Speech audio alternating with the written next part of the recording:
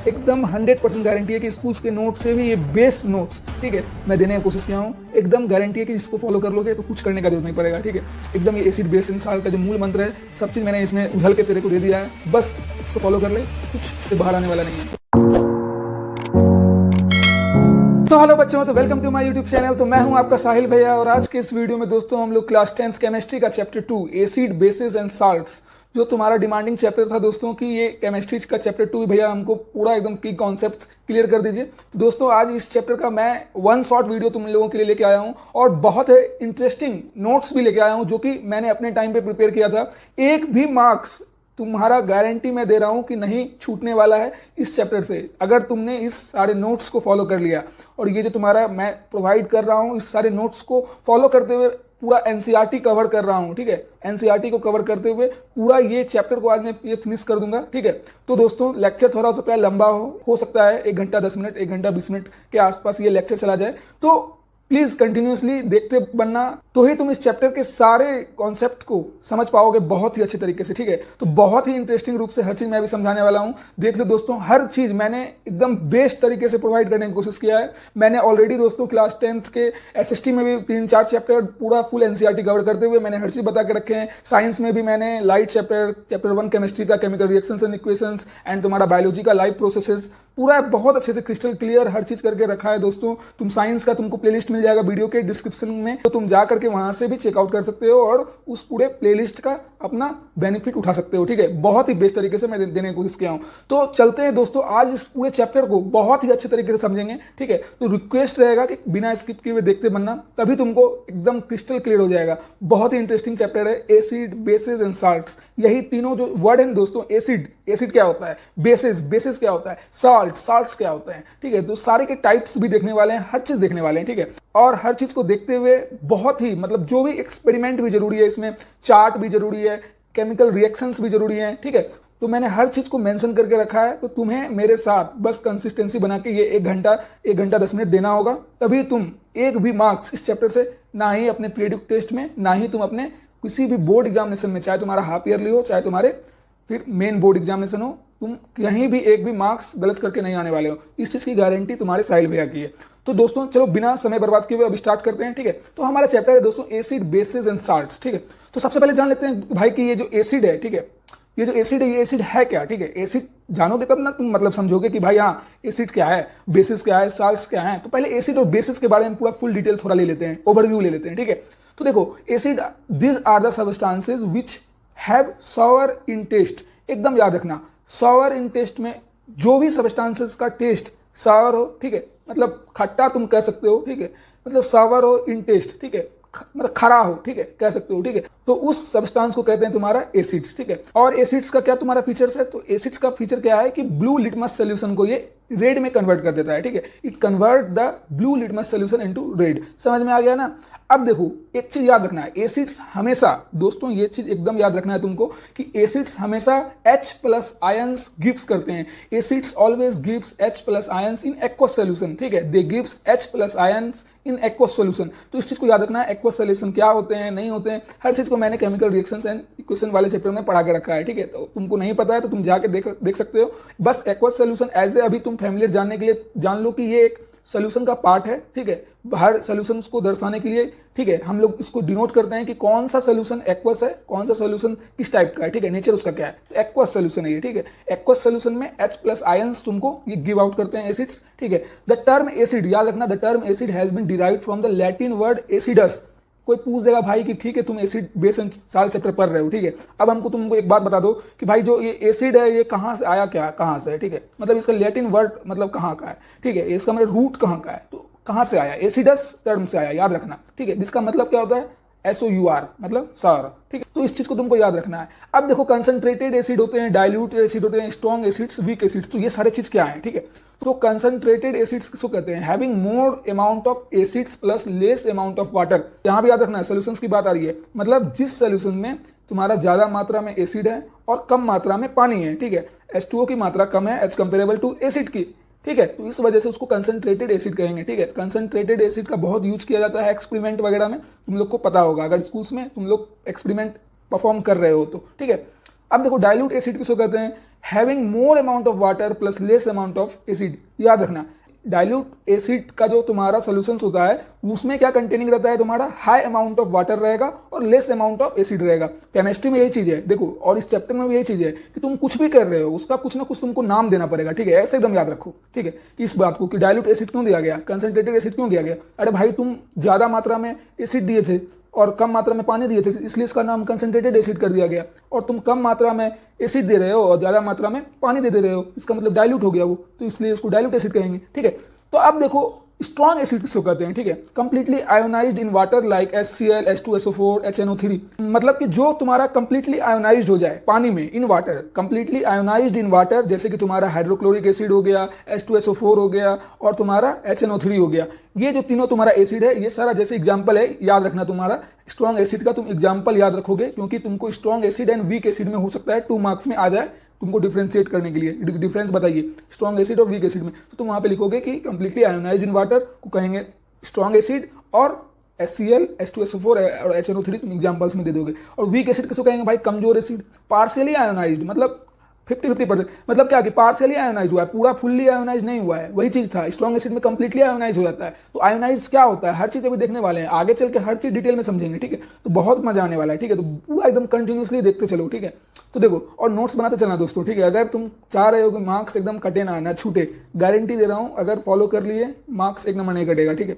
तो weak acid तुम्हारा किसको कहते हैं भाई, अब वीक एसिड जो पार्शियली आयोनाइज्ड है, ठीक है, इन वाटर, पानी में जो तुम्हारा जो एसिड पार्शियली आयोनाइज्ड है, कंप्लीटली नहीं पार्शियली, ठीक है, तो उसको कहेंगे वीक एसिड, जिसका कि एग्जांपल है CH3COOH और ऑक्जेलिक एसिड और लैक्टिक एसिड। तो एग्जांपल याद रहना चाहिए तुमको वीक एसिड और तुम्हारे स्ट्रॉन्ग एसिड्स का, ठीक है। तो स्ट्रॉन्ग और वीक एसिड का एकदम एग्जांपल याद रखना है, ठीक है। अब देखो डाइल्यूट एसिड का एकदम तुमको बेस्ट डिफिनेशन अगर कोई बोलेगा लिखने के लिए तो क्या लिखोगे, देखो अगर कोई तुमको शॉर्ट टर्म में पूछ दिया कि डाइल्यूट में क्या होता है, तो डाइल्यूट में ज्यादा अमाउंट में तुम्हारा वाटर होता है और कम अमाउंट में तुम्हारा एसिड होता है। लेकिन अब अच्छे से तुमको लिखना है एग्जामिनेशन में, डाइल्यूट का अगर तुमको डिफिनेशन पूछ दिया तो वहां लिखोगे कि a dilute acid contain a small amount of acid, मतलब तुम्हारा मात्रा जो एसिड का है वो कम रहता है, और वहां पे ब्रैकेट करके लिख देना, इसका मतलब ये एसिड की मात्रा कम होने का मतलब ये है कि lower concentration of hydronium ions, तो मतलब हाइड्रोनियम आयंस का जो तुम्हारा कंसंट्रेशन है वो लो है, तो इस वजह से तुम्हारा जो अमाउंट ऑफ एसिड है ये तुम्हारा कम है as comparable to large amount of water, मतलब तुमको इसमें लार्ज अमाउंट ऑफ वाटर पाया जाता है डाइल्यूट में और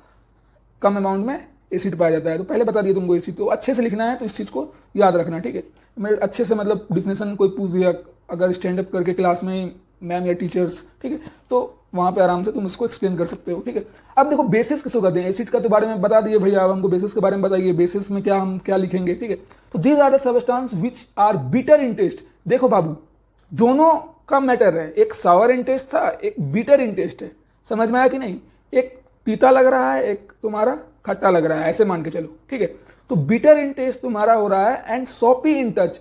सॉपी इन टच मतलब समझते हो, सॉपी मतलब सॉफ्ट सॉफ्ट, ठीक है, एकदम तुमको सॉपी ऐसा फील होगा, ठीक है। तो इसी वजह से लिखा है सॉपी इन टच एंड, मतलब छुओगे तो तुमको सॉपी फील होगा, ठीक है, तो उसको कहेंगे बेसिस। और बीटर इन टेस्ट जो सब्सटेंस है और सॉपी इन फील है तो उसको कहेंगे bases. They turn red litmus solution to blue, एकदम याद रखना अपोजिट है यहाँ पे केसेस। एसिड में क्या हो रहा था तुम्हारा, एसिड में तुम्हारा हो रहा था कि ब्लू लिटमस सोल्यूशन को रेड में कन्वर्ट किया जा रहा था, और बेसिस में तुम्हारा क्या हो रहा है, रेड लिटमस सोल्यूशंस को ब्लू में कन्वर्ट कर दिया जा रहा है। और यहाँ पे H प्लस आयन दे रहा था वहां पे, यहाँ पे OH माइनस आयन देगा, एकदम याद रखना, माइनस यहाँ छूट गया था भाई, ध्यान रखना, OH माइनस आयन तुमको यहाँ पे देगा, ठीक है। इन एक्वस सोल्यूशन, दोनों एक्वस सोल्यूशन में ही वो H प्लस आयन देता है और ये OH माइनस आयन देता है, समझ में आया कि नहीं। अब देखो स्ट्रॉन्ग बेसिस किसको कहते हैं, वहां पे स्ट्रॉन्ग एसिड देखे थे, तो अब यहाँ पे स्ट्रॉन्ग बेसिस भी देखना होगा। Completely ionised in water like NaOH, KOH, CaOH का होल ट्वाइस, ठीक है, मतलब सोडियम हाइड्रोक्साइड, पोटासियम हाइड्रोक्साइड, तो ये जो भी है, ठीक है, ये सब तुम्हारा हो गया स्ट्रॉन्ग बेसिस, समझ में आया कि नहीं। एग्जांपल्स मैंने देके रखे हैं स्ट्रॉन्ग बेसिस के, एकदम याद रहना चाहिए बाबू। अब वीक बेसिस किसको कहते हैं, जो पार्शियली आयोनाइज्ड है इन वाटर, एकदम याद हो जाएगा, एकदम बहुत इजी डिफिनेशन से, ठीक है। तो इसका एग्जांपल हो गया NH4OH, ठीक है। अब अल्कलीज किसको कहते हैं, यहाँ पे अल्कलीज के बारे में और भी अच्छे से पढ़ेंगे अभी आगे, लेकिन अल्कलीज का एक शॉर्ट डिफिनेशन टर्म याद रखो कि this are bases which are soluble in water. ये क्या है, ये एक बेसिस है, ठीक है, जो कि पानी में घुल जाता है, ठीक है, पानी में सोल्यूबल हो जाता है, समझ में आया कि नहीं। तो those bases which are soluble in water are known as alkalis. तो अल्कलीज का एकदम याद रखना है, ठीक है। तो NaOH एग्जाम्पल है तुम्हारा, एग्जाम्पल एकदम बाबू याद रखना है सबका, वीक बेसिस, स्ट्रॉन्ग बेसिस और alkalis, strong acid, weak acid, ये सबका एग्जाम्पल एकदम जुबान पे होना चाहिए, ठीक है। तो NaOH तुम्हारा हो गया, KOH हो गया, CaOH का होल ट्वाइस हो गया, ये तुमको सारा तुम्हारा एल्कलीज है, ठीक है कि नहीं। अब आते हैं तुम्हारा एनसीईआरटी का जो पहला टॉपिक है, understanding the chemical properties of acids and bases. अब बहुत अच्छे से हर चीज समझते हैं, ठीक है। पहले देखो बाबू, एक चीज जान लो कि इंडिकेटर्स के बारे में हम लोग पढ़ेंगे, ठीक है। इंडिकेटर्स क्या होता है? Indicators are the substances which, जो कि तुमको प्रोवाइड करता है कि कोई भी सोल्यूशंस तुम्हारा मतलब चेंज, वो अपने आप को चेंज करके किस चीज में चेंज करके, अपने आप के स्मेल में चेंज करके या फिर कलर में चेंज करके आइडेंटिफाई करता है, तो उसको कहेंगे तुम्हारा इंडिकेटर्स। तो हर चीज के बारे में अभी हम आगे बताने वाले हैं, कितने टाइप्स के क्या इंडिकेटर्स हैं, ठीक है। तो बहुत अच्छे से अभी एक्सप्लेन करेंगे। आप देखो लिटमस सोल्यूशन तुम्हारा क्या है, ठीक है। लिटमस सोल्यूशंस किसको कहते हैं? लिटमस सोल्यूशंस अभी जो चर्चा कर रहे थे कि भाई लिटमस सोल्यूशन चेंज हो जाता है, मतलब रेड से ब्लू में, ब्लू से रेड में, तो लिटमस सोल्यूशन आखिर है क्या, ठीक है। तो litmus solution it is a natural indicator, याद रखना भाई कि litmus solution is a natural indicator, it is a purple dye extracted from lichens. एकदम याद रहना चाहिए भाई कि लीचेंस से ये एक्सट्रैक्ट किया हुआ रहता है, जिसका ये कलर है पर्पल डाई कलर का ये है, और ये एक नेचुरल इंडिकेटर है, ठीक है कि नहीं। ये एक नेचुरल इंडिकेटर है जो कि एक्सट्रैक्ट किया गया है लीचेन से, और ये पर्पल डाई कलर में अपना रहता है, ठीक है। अदर एग्जांपल्स हो गया तुम्हारा red cabbage and coloured petals of petunia and turmeric, तुम्हारा हल्दी वगैरह। तो ये सारा चीज तुम्हारा अदर एग्जांपल है, ठीक है। तो अदर एग्जांपल को भी याद रखो, लेकिन जो लिटमस सॉल्यूशंस के बारे में तुम्हारा है कि ये तुम्हारा नेचुरल इंडिकेटर है जो कि एक्सट्रैक्ट किया गया है लीचेन से, और पर्पल डाई कलर का इसका होता है, ठीक है ना।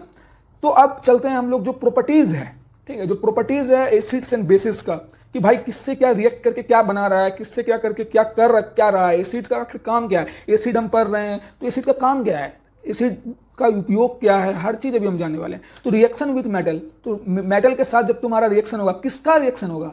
एसिड का। तो एसिड का जब मेटल के साथ रिएक्शन होगा तो याद रखना, हमेशा याद रखना भाई कि जब एसिड का मेटल के साथ रिएक्शन होता है तो सॉल्ट एंड हाइड्रोजन का फॉर्मेशन होता है। एकदम मैंने देख लो कैसे की पॉइंट करके हर चीज लिख के रखा है, एकदम भूलोगे कभी जिंदगी में भूल ही नहीं सकते हो। अगर रिवीजन करने के लिए अपना ये तुम नोट्स बनाए हुए हो और तुम रिवीजन करोगे तो एकदम याद रहेगा कि भाई एसिड जब मेटल से रिएक्ट कर रहा है तो सॉल्ट एंड हाइड्रोजन बना रहा है, सीधी सी बात है। अब तुम्हारा एग्जांपल्स क्या सब हो गया? एग्जांपल्स तुम्हारा लिखा हुआ है यहाँ पे 2HCl प्लस Zn, जब Zn क्या है? मेटल है, जिंक है तुम्हारा। तो जिंक से जैसे हाइड्रोक्लोरिक एसिड तुम्हारा रिएक्ट किया, क्या बनाया? ZnCl2 बनाया और हाइड्रोजन गैस को रिलीज किया। अरे किया कि नहीं किया? ZnCl2 क्या है? ये तुम्हारा सॉल्ट है कि नहीं भाई? कैसे क्या रिएक्ट कर रहा है, हर चीज केमिकल रिएक्शन एंड इक्वेशन में पढ़ाए हुए हैं भाई। और केमिकल रिएक्शंस को कैसे बैलेंस करते हैं उसके लिए अलग से ट्रिक दे के रखे हैं। ट्रिक का भी वीडियो तुमको डिस्क्रिप्शन के वही प्लेलिस्ट में मिल जाएगा, तुम जाकर देख लो। 5 मिनट में तुम ऐसा ट्रिक सीख जाओगे, 30 सेकंड में चुटकी बजा के बैलेंस करना सीख जाओगे, ठीक है, कोई भी इक्वेशंस को। अब देखो तुम्हारा जो HCl का जो रिएक्ट हो रहा था जिंक से, तो क्या बनाया? ZnCl2 प्लस H2O, ठीक है, हाइड्रोजन गैस को रिलीज किया, ZnCl2 बनाया, तो इसको बैलेंस कर दिया। तो वही चीज है तुम्हारा। अब HNO3 Zn के साथ रिएक्ट करके क्या बनाया? ZnNO3 का होल ट्वाइस बनाया और हाइड्रोजन गैस रिलीज किया। तो साथ में याद रखना हमेशा कि जब मेटल रिएक्ट करेगा एसिड से तो हमेशा सॉल्ट एंड हाइड्रोजन गैस का तुमको फॉर्मेशन होगा, ठीक है। H2 देख लो, सब में H2 हो रहा है, H2SO4 तुम्हारा जब जिंक से रिएक्ट किया तो ZnSO4 बना दिया, जिंक सल्फेट बना दिया, ठीक है। जिंक सल्फेट बनाया कि नहीं बनाया? जिंक सल्फेट क्या है? सॉल्ट है, और हाइड्रोजन गैस तुम्हारा रिलीज हो गया। CH3COOH भी Zn से जब रिएक्ट किया तो CH3OO2 होल ट्वाइस Zn। याद रखना भाई ये क्या है, देख लो, CH3COO का होल ट्वाइस Zn, ठीक है। तो याद रखना है इस चीज को, प्लस H2 रिलीज किया है, ठीक है ना। तो कोई दिक्कत और कोई घबराने का बात नहीं है। अब चलते हैं जो हम लोग ये पढ़ रहे हैं प्रॉपर्टीज, ये टॉपिक का क्या नाम था? Chemical properties of acids and bases. तो इसी में हम लोग जानेंगे कि पॉप टेस्ट क्या होता है। तुमको पॉप टेस्ट के बारे में पता रहना चाहिए, ठीक है।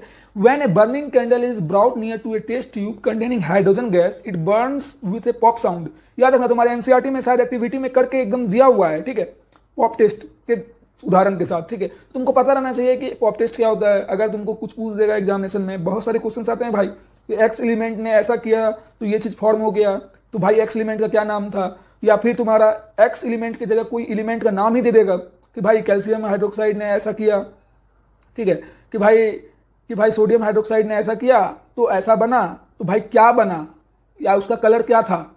तो भाई ऐसे क्वेश्चन पूछता है सीबीएसई, ये नहीं बोलेगा कि भाई बैलेंस कर दो, ठीक है। आ भी सकता है बैलेंस करने के लिए, इसका कोई गारंटी नहीं है, पर हाँ ऐसा नहीं है कि चुटकी बजा के तुम बना लोगे, ठीक है। तो दिमाग, कॉन्सेप्ट दिमाग में रहना चाहिए। तो कहाँ पे क्या कॉन्सेप्ट तुम्हारा एप्लीकेबल हो रहा है? When a burning candle is brought near a test tube containing hydrogen gas, it burns with a pop sound. तो इसका मतलब क्या हुआ कि जब एक टेस्ट ट्यूब में हाइड्रोजन गैस ऑलरेडी है उसमें, ठीक है, और हम कैंडल उसके सामने लेके गए, ठीक है, और कैंडल क्या हुआ, उसको हेल्प किया बर्न होने में, तो बर्न जैसे होने लगा ना तो उसका से एक साउंड निकला, ठीक है। क्या साउंड निकला? पॉप साउंड निकला उससे, तुम करके देख सकते हो इस एक्सपेरिमेंट को, ठीक है। अगर तुम्हारे घर में है वैसा टेस्ट ट्यूब तो ही करना भाई, नहीं तो हम स्ट्रिक्टली मना करेंगे, कहीं कुछ कांड वांड कर लोगे तो इसलिए ध्यान रखना कि भाई जब आप टेस्ट करते हैं तो कोई भी कैंडल को हम लेके जाते हैं, जो भी टेस्ट ट्यूब में हाइड्रोजन गैस तुम्हारा रहता है, तो तुम्हारा वो जब बर्न होता है तो पॉप साउंड रिलीज करता है, ठीक है। This test is conducted for examining the presence of hydrogen gas. और इस टेस्ट को क्यों किया जाता है, what are the reason behind for this test, ठीक है। तो the reason is very easy. Reason क्या है? रीजन ये है कि भाई हमको हाइड्रोजन गैस चेक करना था कि हाइड्रोजन गैस है कि नहीं है भाई उस टेस्ट ट्यूब में, ठीक है। मतलब कोई और तो गैस नहीं है ना, हाइड्रोजन गैस ही है ना, तो इसलिए हम बर्निंग कैंडल को लेके गए। जब बर्निंग कैंडल को उसके पास ले गए, जैसे उजला तो पॉप साउंड का तुम्हारा क्या हो गया, ग्लिच कर दिया पॉप साउंड। जैसे पॉप साउंड ग्लिच किया, बिलीव हो गया कि भाई हाँ हाइड्रोजन गैस उसमें मौजूद था। तो क्यों किया जाता है ये तुमको एक रीजन करके पूछ सकता है, तो याद रखना है, ठीक है। अब देखो इसी पॉप टेस्ट में जब बेस मेटल से रिएक्ट कर रहा है, एकदम भाई याद रखना, ठीक है, एकदम याद रखना है कि यहाँ पे जैसे एसिड मेटल से रिएक्ट कर रहा था तो सॉल्ट एंड हाइड्रोजन बना रहा था ना, वैसे ही जब बेस भी मेटल से रिएक्ट करेगा तो तुमको सॉल्ट एंड हाइड्रोजन बनाएगा। एकदम याद रखना भाई, एकदम तुमको याद रखना है इस चीज को कि जब बेस भी मेटल से रिएक्ट करेगा तो तुम्हारा सॉल्ट एंड हाइड्रोजन बनाएगा। तो अब कैसे बना रहा है? NaOH देखो, ये सोडियम हाइड्रोक्साइड तुम्हारा क्या हुआ, रिएक्ट किया Zn से, जिंक से जैसे रिएक्ट किया, मेटल था जिंक, तो क्या बना दिया, Na2ZNO बना दिया और H2 गैस को रिलीज कर दिया, ठीक है। अब यहाँ पे तुमको एक नोट ध्यान में रखना है। क्या नोट ध्यान में रखना है? मैंने बहुत जगह पे नोट प्रोवाइड करके रखा है ताकि तुम्हारा नोट्स बेहतरीन बन सके, एकदम बेहतरीन, समझ रहे हो ना। तुमको एकदम नजर पड़ जाए कि भाई नोट में क्या लिखा हुआ है, वो याद रहना चाहिए, एकदम एकदम पता रहना चाहिए भाई नोट में क्या है नहीं है, ठीक है। तुम अगर ये सारे स्लाइड्स का PDF चाहते हो तो मेरे को कमेंट कर देना भाई, हम डिस्क्रिप्शन में PDF भी अवेलेबल कर देंगे, ठीक है। अगर कोई प्रॉब्लम तुम लोग को फेसेस हो रहा है तो मैं PDF भी पूरे स्लाइड्स का अवेलेबल कर दूंगा डिस्क्रिप्शन के लिंक में गूगल ड्राइव से, ठीक है। कोई दिक्कत का बात नहीं है, एक बार कमेंट करो सिर्फ, ठीक है। और ज़्यादा से ज़्यादा बच्चों को भी जाकर शेयर करो, चैनल को सब्सक्राइब करो और अपने साहिल भैया को मोटिवेट रखो, सब्सक्राइब करके सपोर्ट दिखाओ प्लीज़, ठीक है। अब देखो तुम्हारा जो नोट में क्या है, such reactions are not possible with all the metals. एकदम याद रखना भाई, एकदम याद रखना दिमाग में, नोट्स में इसलिए मैंने लिखा है कि जैसे तुम्हारा बेस रिएक्ट कर गया मेटल से तो सॉल्ट एंड हाइड्रोजन तो बनाया, लेकिन ये ऐसा पॉसिबल नहीं है हमेशा कि हर मेटल से रिएक्ट करके भाई सॉल्ट एंड हाइड्रोजन बना ही देगा। तो एकदम ध्यान रखना तुम इस चीज को कि such reaction are not possible with all the metal. सभी मेटल से ऐसा पॉसिबल नहीं है, जिस जिस मेटल से है उसका मेनली तुमको एग्जांपल्स पूरा NCERT में दिया हुआ है, वही चीज मैंने भी लेके रखा है, तो उससे बाहर कुछ आने वाला है नहीं, उसको कवर करो, उस रिएक्शंस को, उससे ज्यादा कुछ दिमाग में रखने की तुम लोग को जरूरत नहीं है। अब देखो क्या कह रहा है, reactions of metal oxides with acids. तो तुम कह रहे हो कि भैया कि हम chemical properties of acids and bases पढ़ रहे हैं, तो क्या यही सब केमिकल प्रॉपर्टीज है एसिड एंड बेसिस का? तो हाँ बाबू हाँ यही सब है। तो कैसे क्या रिएक्शन हो रहा है मेटल ऑक्साइड्स का जब एसिड से रिएक्शन हो रहा है? अरे केमिकल प्रॉपर्टीज यही ना है भाई कि मेटल ऑक्साइड से रिएक्ट कर रहा है एसिड, तो क्या बनाएगा? तो मेटल ऑक्साइड से जैसे ही एसिड रिएक्ट करेगा तो सॉल्ट एंड वाटर बनाएगा। याद रखना, वहां किस चीज से रिएक्ट कर रहा था? वहां मेटल डायरेक्ट रिएक्ट कर रहा था एसिड से, यहां मेटल ऑक्साइड रिएक्ट कर रहा है एसिड से। याद रखना, ऑक्साइड लग गया है मेटल में, तो इस वजह से क्या हो रहा है, जैसे CuO क्या था, कॉपर था उस समय तक, लेकिन ऑक्साइड O लग गया, कॉपर ऑक्साइड हो गया। कॉपर ऑक्साइड तुमसे जैसे तुम HCl से रिएक्ट किया हाइड्रोक्लोरिक एसिड से, तो क्या बनाया भाई? कॉपर क्लोराइड बनाया। कितना इजी है, ध्यान दो एकदम, कैसे बन रहा है, कैसे क्या हो रहा है। रिएक्शन तुम्हारा करेगा मेटल ऑक्साइड से एसिड, तो क्या बनाएगा? Metal oxide. इसलिए मैंने लिख के रखा है एकदम, कोई एग्जांपल्स तो तुमको याद रखना ही है, लेकिन क्या बन रहा है क्या नहीं बन रहा है एकदम तुमको दिमाग में भेजे में डाल लेना है कि भाई मेटल ऑक्साइड से जैसे एसिड रिएक्ट किया तो सॉल्ट एंड वाटर का फॉर्मेशन हुआ। सॉल्ट क्या था, जैसे कि मान लो कॉपर ऑक्साइड तुम्हारा एग्जाम्पल हो गया, CO जैसे रिएक्ट किया तुम्हारा HCl से हाइड्रोक्लोरिक एसिड से। हाइड्रोक्लोरिक एसिड क्या है? एसिड है, आखिर HCl तो एसिड है ना भाई, और CO क्या है? मेटल ऑक्साइड है। तो जैसे तुम्हारा रिएक्ट किया तो CO चला गया तुम्हारा Cl के पास, O चला गया H के पास, तो CuCl2 हो गया, H2O तुम्हारा वाटर तुमको रिलीज कर दिया।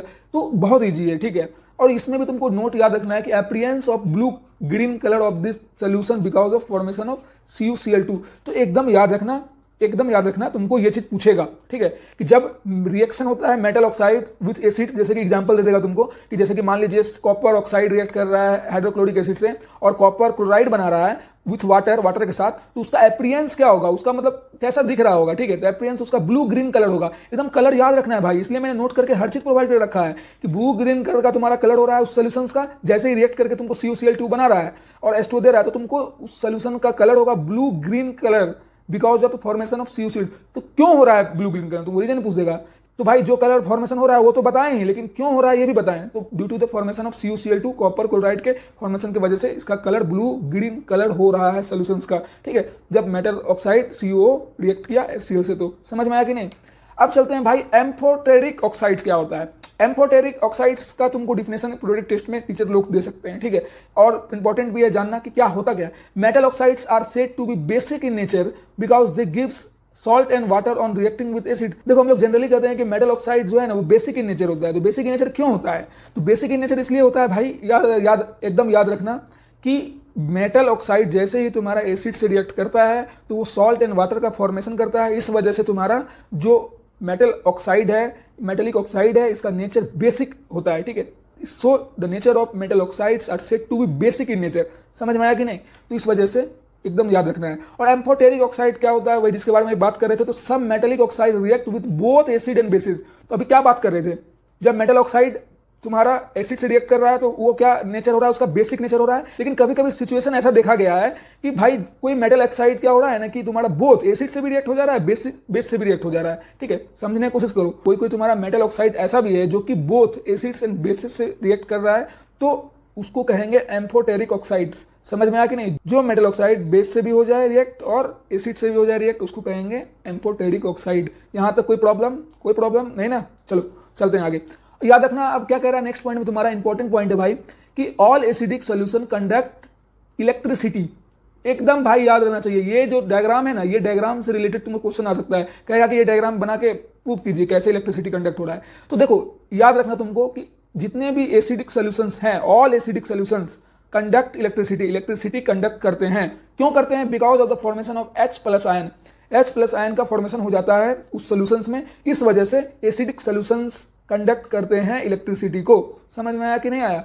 तो देखो कैसे हो रहा है। यहाँ पे जो तुम्हारा एक एक्सपेरिमेंट करके दिया हुआ है कि acidic solution in water conduct electricity. कैसे? देखो डाइल्यूट है HCl सॉल्यूशन, यहाँ पे ग्रेफाइट का रॉड है, फिर तुम्हारा बीकर यहाँ पे जिसमें कि तुम्हारा ग्रेफाइट का रॉड डाल के डाइल्यूट HCl सॉल्यूशन डाला हुआ है जो कि तुम्हारा एसिड का सॉल्यूशन है। और तुमको देखो 230 वोल्ट का तुमको यहाँ पे पावर दे करके इधर साइड से तुम्हारा बल्ब ग्लो करवा दिया और AC प्लग है इधर साइड, तो तुम्हारा इलेक्ट्रिसिटी कंडक्ट हो जा रहा है इस सॉल्यूशन से। तो इसको एकदम याद रखना है। इजी एकदम डायग्राम है, बहुत इजी है, एकदम याद रखना है। समझ में आया कि नहीं? अब नोट में तुम एक चीज यहाँ पे लिख लेना कि glowing of the bulb indicates that there is a flow of electric current through the solution. मतलब वही बात तुमको बताया अभी, जैसे ही मतलब डाइल्यूट HCl सॉल्यूशन में तुम्हारा डाला गया, कनेक्ट किया गया पूरे सर्किट को, जैसे ही सर्किट तुम्हारा कंप्लीट हुआ बल्ब ग्लो हो गया। जैसे ही तुम्हारा बल्ब ग्लो हो गया तो इसका मतलब है कि उस सॉल्यूशन से, उस एसिडिक सॉल्यूशन से तुम्हारा करंट पास आउट कर रहा है। समझ में आया कि नहीं आया?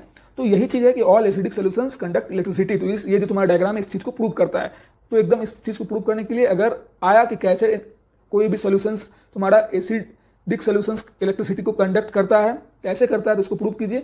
तुमको यहाँ पे डायग्राम बना के शो करना होगा। समझ में आया कि नहीं?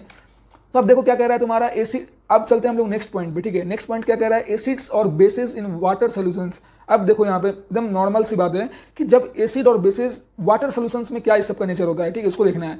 तो जैसे कि मान लो HCl + H2O, ठीक है। HCl क्या है तुम्हारा हाइड्रोक्लोरिक एसिड है, ठीक है। तो हाइड्रोक्लोरिक एसिड जब बाबू H2O से रिएक्ट किया तो तुम्हारा H3O प्लस Cl-, ठीक है, याद रखना H3O प्लस आयंस दिया और Cl- आयन दिया। तो H3O प्लस आयन क्या है यहाँ पे याद रखना, इसलिए मैंने मेंशन करके रखा है। किसी का क्वेश्चन होगा मन में कि H3O प्लस आयन क्या है भाई, तो ये हाइड्रोनियम आयन है, ठीक है, एकदम हाइड्रोनियम आयन ये चीज है, याद रखना भाई। तो ये जो हाइड्रोनियम आयन है H3+ आयन, तो इसको मतलब प्रोड्यूस करता है HCl जब H2O से मतलब तुम्हारा रिएक्ट करता है। तो हाइड्रोक्लोरिक एसिड तुम्हारा वाटर से रिएक्ट करेगा तो H3O+ आयन देगा विद क्लोरीन देगा, ठीक है, याद रखना। H+ ion can not exist alone. याद रखना भाई कि H+ आयन जो है वो कभी भी अकेला उसका अस्तित्व नहीं है, ठीक है, वो एग्जिस्ट नहीं कर सकता है H+ आयन अकेला। याद रखना ये पॉइंट है कुछ H+ आयंस के बारे में, याद रखना ये सब चीज। अगर पूछ दे रहा है तो तुमको वहां पे लिखना है, ठीक है। तो H+ ion can not exist alone, ठीक है, ये तुम्हारा पॉइंट हो गया। अब तुमको कह रहा है कि it exist as H+ aqueous और H3O+ हाइड्रोनियम आयन। मतलब H+ आयन जो तुम्हारा है ये तुम्हारा कभी अकेला एग्जिस्ट नहीं कर सकता है। ये जब भी एग्जिस्ट करेगा तो H+ एक्वस या फिर H3O+ मतलब हाइड्रोनियम आयन के रूप में तुम्हारा प्रेजेंट रहेगा। समझ में आया कि नहीं? मतलब H+ आयन तुम्हारा जो है ये H+ एक्वस या फिर H3O+ हाइड्रोनियम जो आयन है उसके रूप में एग्जिस्ट, उसका अस्तित्व है। समझ में आया? That is base provide OH- aqueous ions in the presence of water. इसका मतलब क्या है? इसका मतलब ये है कि बेस क्या करता है, प्रोवाइड करता है OH- एक्वस सोल्यूशन में प्रोवाइड करता है in the presence of water. इसका मतलब ये है कि in the presence of water base provide करता है OH- आयन इन एक्वस सोल्यूशन। याद रहेगा भाई?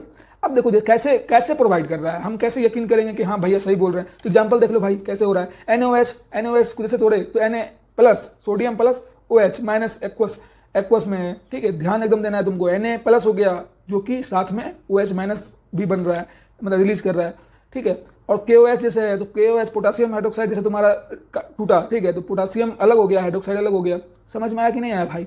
और MgOH का होल ट्वाइस था, ठीक है, मैग्नीशियम हाइड्रोक्साइड था तो मैग्नीशियम Mg2 हो गया अलग एक्वा सोल्यूशन में, और OH हो गया तुम्हारा अलग, माइनस OH माइनस हो गया अलग। तो एकदम इसी तरह टूटता है, ठीक है। तो एक चीज तुम यहाँ पे ध्यान रखना भाई कि जितना भी एग्जाम्पल है, ठीक है, जितना भी एग्जाम्पल है बाबू, उसको तुमको एरो जो जहां जहां है एरो के ऊपर तुमको वाटर या फिर H2O लिखना जरूरी है, कंपलसरी है, क्योंकि in the presence of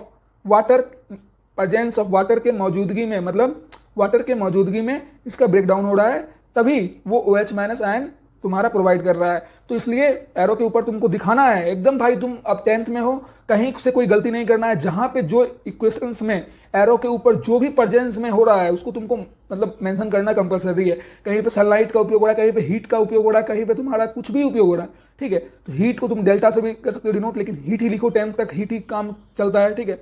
heat लिखो, वाटर है तो H2O लिखो, लेकिन एरो के ऊपर तुमको मेंशन करना जरूरी है कि इन द प्रेजेंस ऑफ क्या हो रहा है, ठीक है। तो हर के एरो के ऊपर H2O लिख देना, तभी पता चलेगा कि NaOH in the presence of H2O, ठीक है, मतलब वाटर के प्रेजेंस में ब्रेक डाउन हुआ तो तुम्हारा OH माइनस आयन रिलीज किया एक्वस सोल्यूशन में। समझ में आया कि नहीं। जैसे उसी तरह तुम्हारा KOH हुआ, फिर MgOH का होल ट्वाइस हुआ। समझ में आया कि नहीं। अब एक चीज याद रखना कि मैंने एक एरो करके चार्ट बना के देके रखा है, the reactions of acid with different solutions.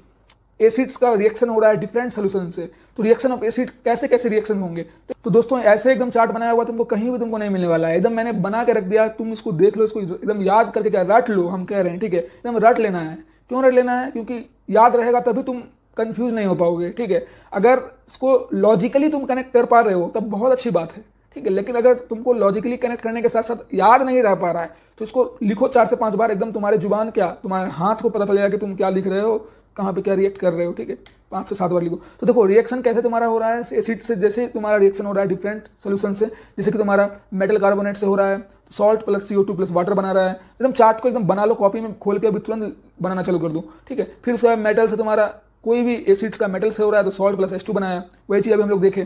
फिर उसके बाद तुम्हारा एसिड का मेटल हाइड्रोजन कार्बोनेट से हो रहा है तो salt plus CO2 plus H2O बनाया एकदम। फिर उसके बाद कोई एसिड का तुम्हारा मेटेलिक ऑक्साइड से हो रहा है तो सॉल्ट प्लस H2O बनाया।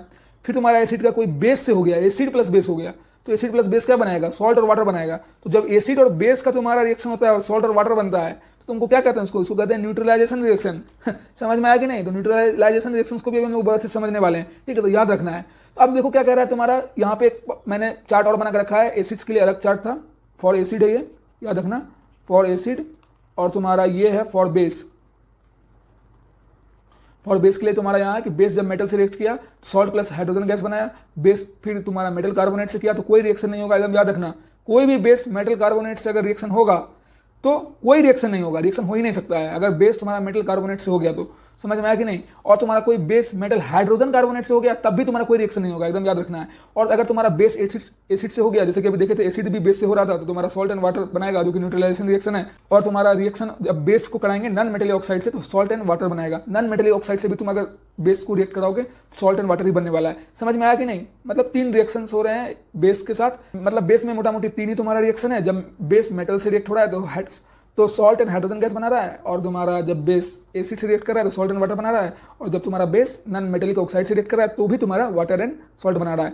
और एसिड में तुम्हारा 5 केस है तो 5 केस को एकदम मेंशन कर लेना, और बेस में तुम्हारा 3 ही केस में रिएक्शन हो रहा है, 2 केस में तो रिएक्शन ही नहीं हो रहा है, ठीक है। तो एकदम ध्यान रखना ये सब चीज़, ठीक है। अब सारा चीज़ के बारे में डिटेल से हम लोग देखते हैं कि किसमें क्या हो रहा है विथ एग्जाम्पल्स, ठीक है, एकदम जानना जरूरी है भाई। एक ऐसे ही मैंने नोट्स बनाया था, ठीक है, सिमिलर नोट्स मैंने अपने टाइम पे अपने कॉपी में बनाया था, बहुत मुझे मज़ेदार लगता था तो इसलिए मैंने इसको बहुत अच्छे से बनाया था, ठीक है, बहुत हेल्पफुल रहता है, ठीक है बाबू। तो इसलिए मैंने इस चीज़ को प्रोवाइड किया है ताकि कहीं से भी कोई चूक ना रहे, ठीक है। कोई भी एग्जाम्पल्स, कोई भी टॉपिक तुम अगर निकालो नोट्स तो तुमको मतलब दिमाग में ऐसे घूम जाए कि भाई हाँ तुरंत हो गया कवर, ठीक है। तो देखो रिएक्शन अब जैसे ही नॉन मेटेलिक के साथ तुम्हारा हो रहा है बेस, देखो जैसे ही तुम्हारा नॉन मेटेलिक ऑक्साइड जो तुमसे अभी बात किए क्या हो रहा था, अभी नॉन मेटेलिक ऑक्साइड से हो रहा था ना, तो सॉल्ट एंड वाटर बना रहा था ना, तो क्या बना रहा है, तो basis react with non metallic oxides. जैसे ही तुम्हारा नॉन मेटेलिक ऑक्साइड से तुम्हारा बेस रिएक्ट किया तो सॉल्ट एंड वाटर तुम्हारा फॉर्म किया, जैसे कि देखो कैल्शियम हाइड्रोक्साइड तुम्हारा CO2 से रिएक्ट किया तो CaCO3 बनाया। CaCO3 मतलब क्या तुम्हारा सॉल्ट है, H2O वाटर है। एकदम याद रखना है तुमको एग्जांपल्स, ठीक है बाबू, एग्जांपल्स तुमको एकदम याद रखना है, एग्जांपल्स में कोई कटौती नहीं रखना है, ठीक है।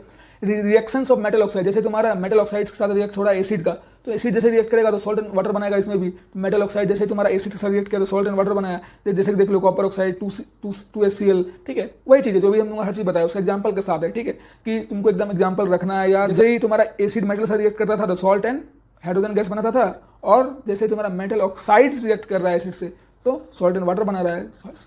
कॉपर ऑक्साइड और HCl हाइड्रोक्लोरिक एसिड जैसे ही तुम्हारा रिएक्ट किया तो कॉपर क्लोराइड बना दिया और H2O तुम्हारा वाटर फॉर्म हो गया। तो भाई देखो एक चीज तुम यहाँ पे गौर कर रहे होगे कि ब्रैकेट में कुछ कुछ लिखा हुआ है, तो CuO क्या है, सॉलिड फेज में है।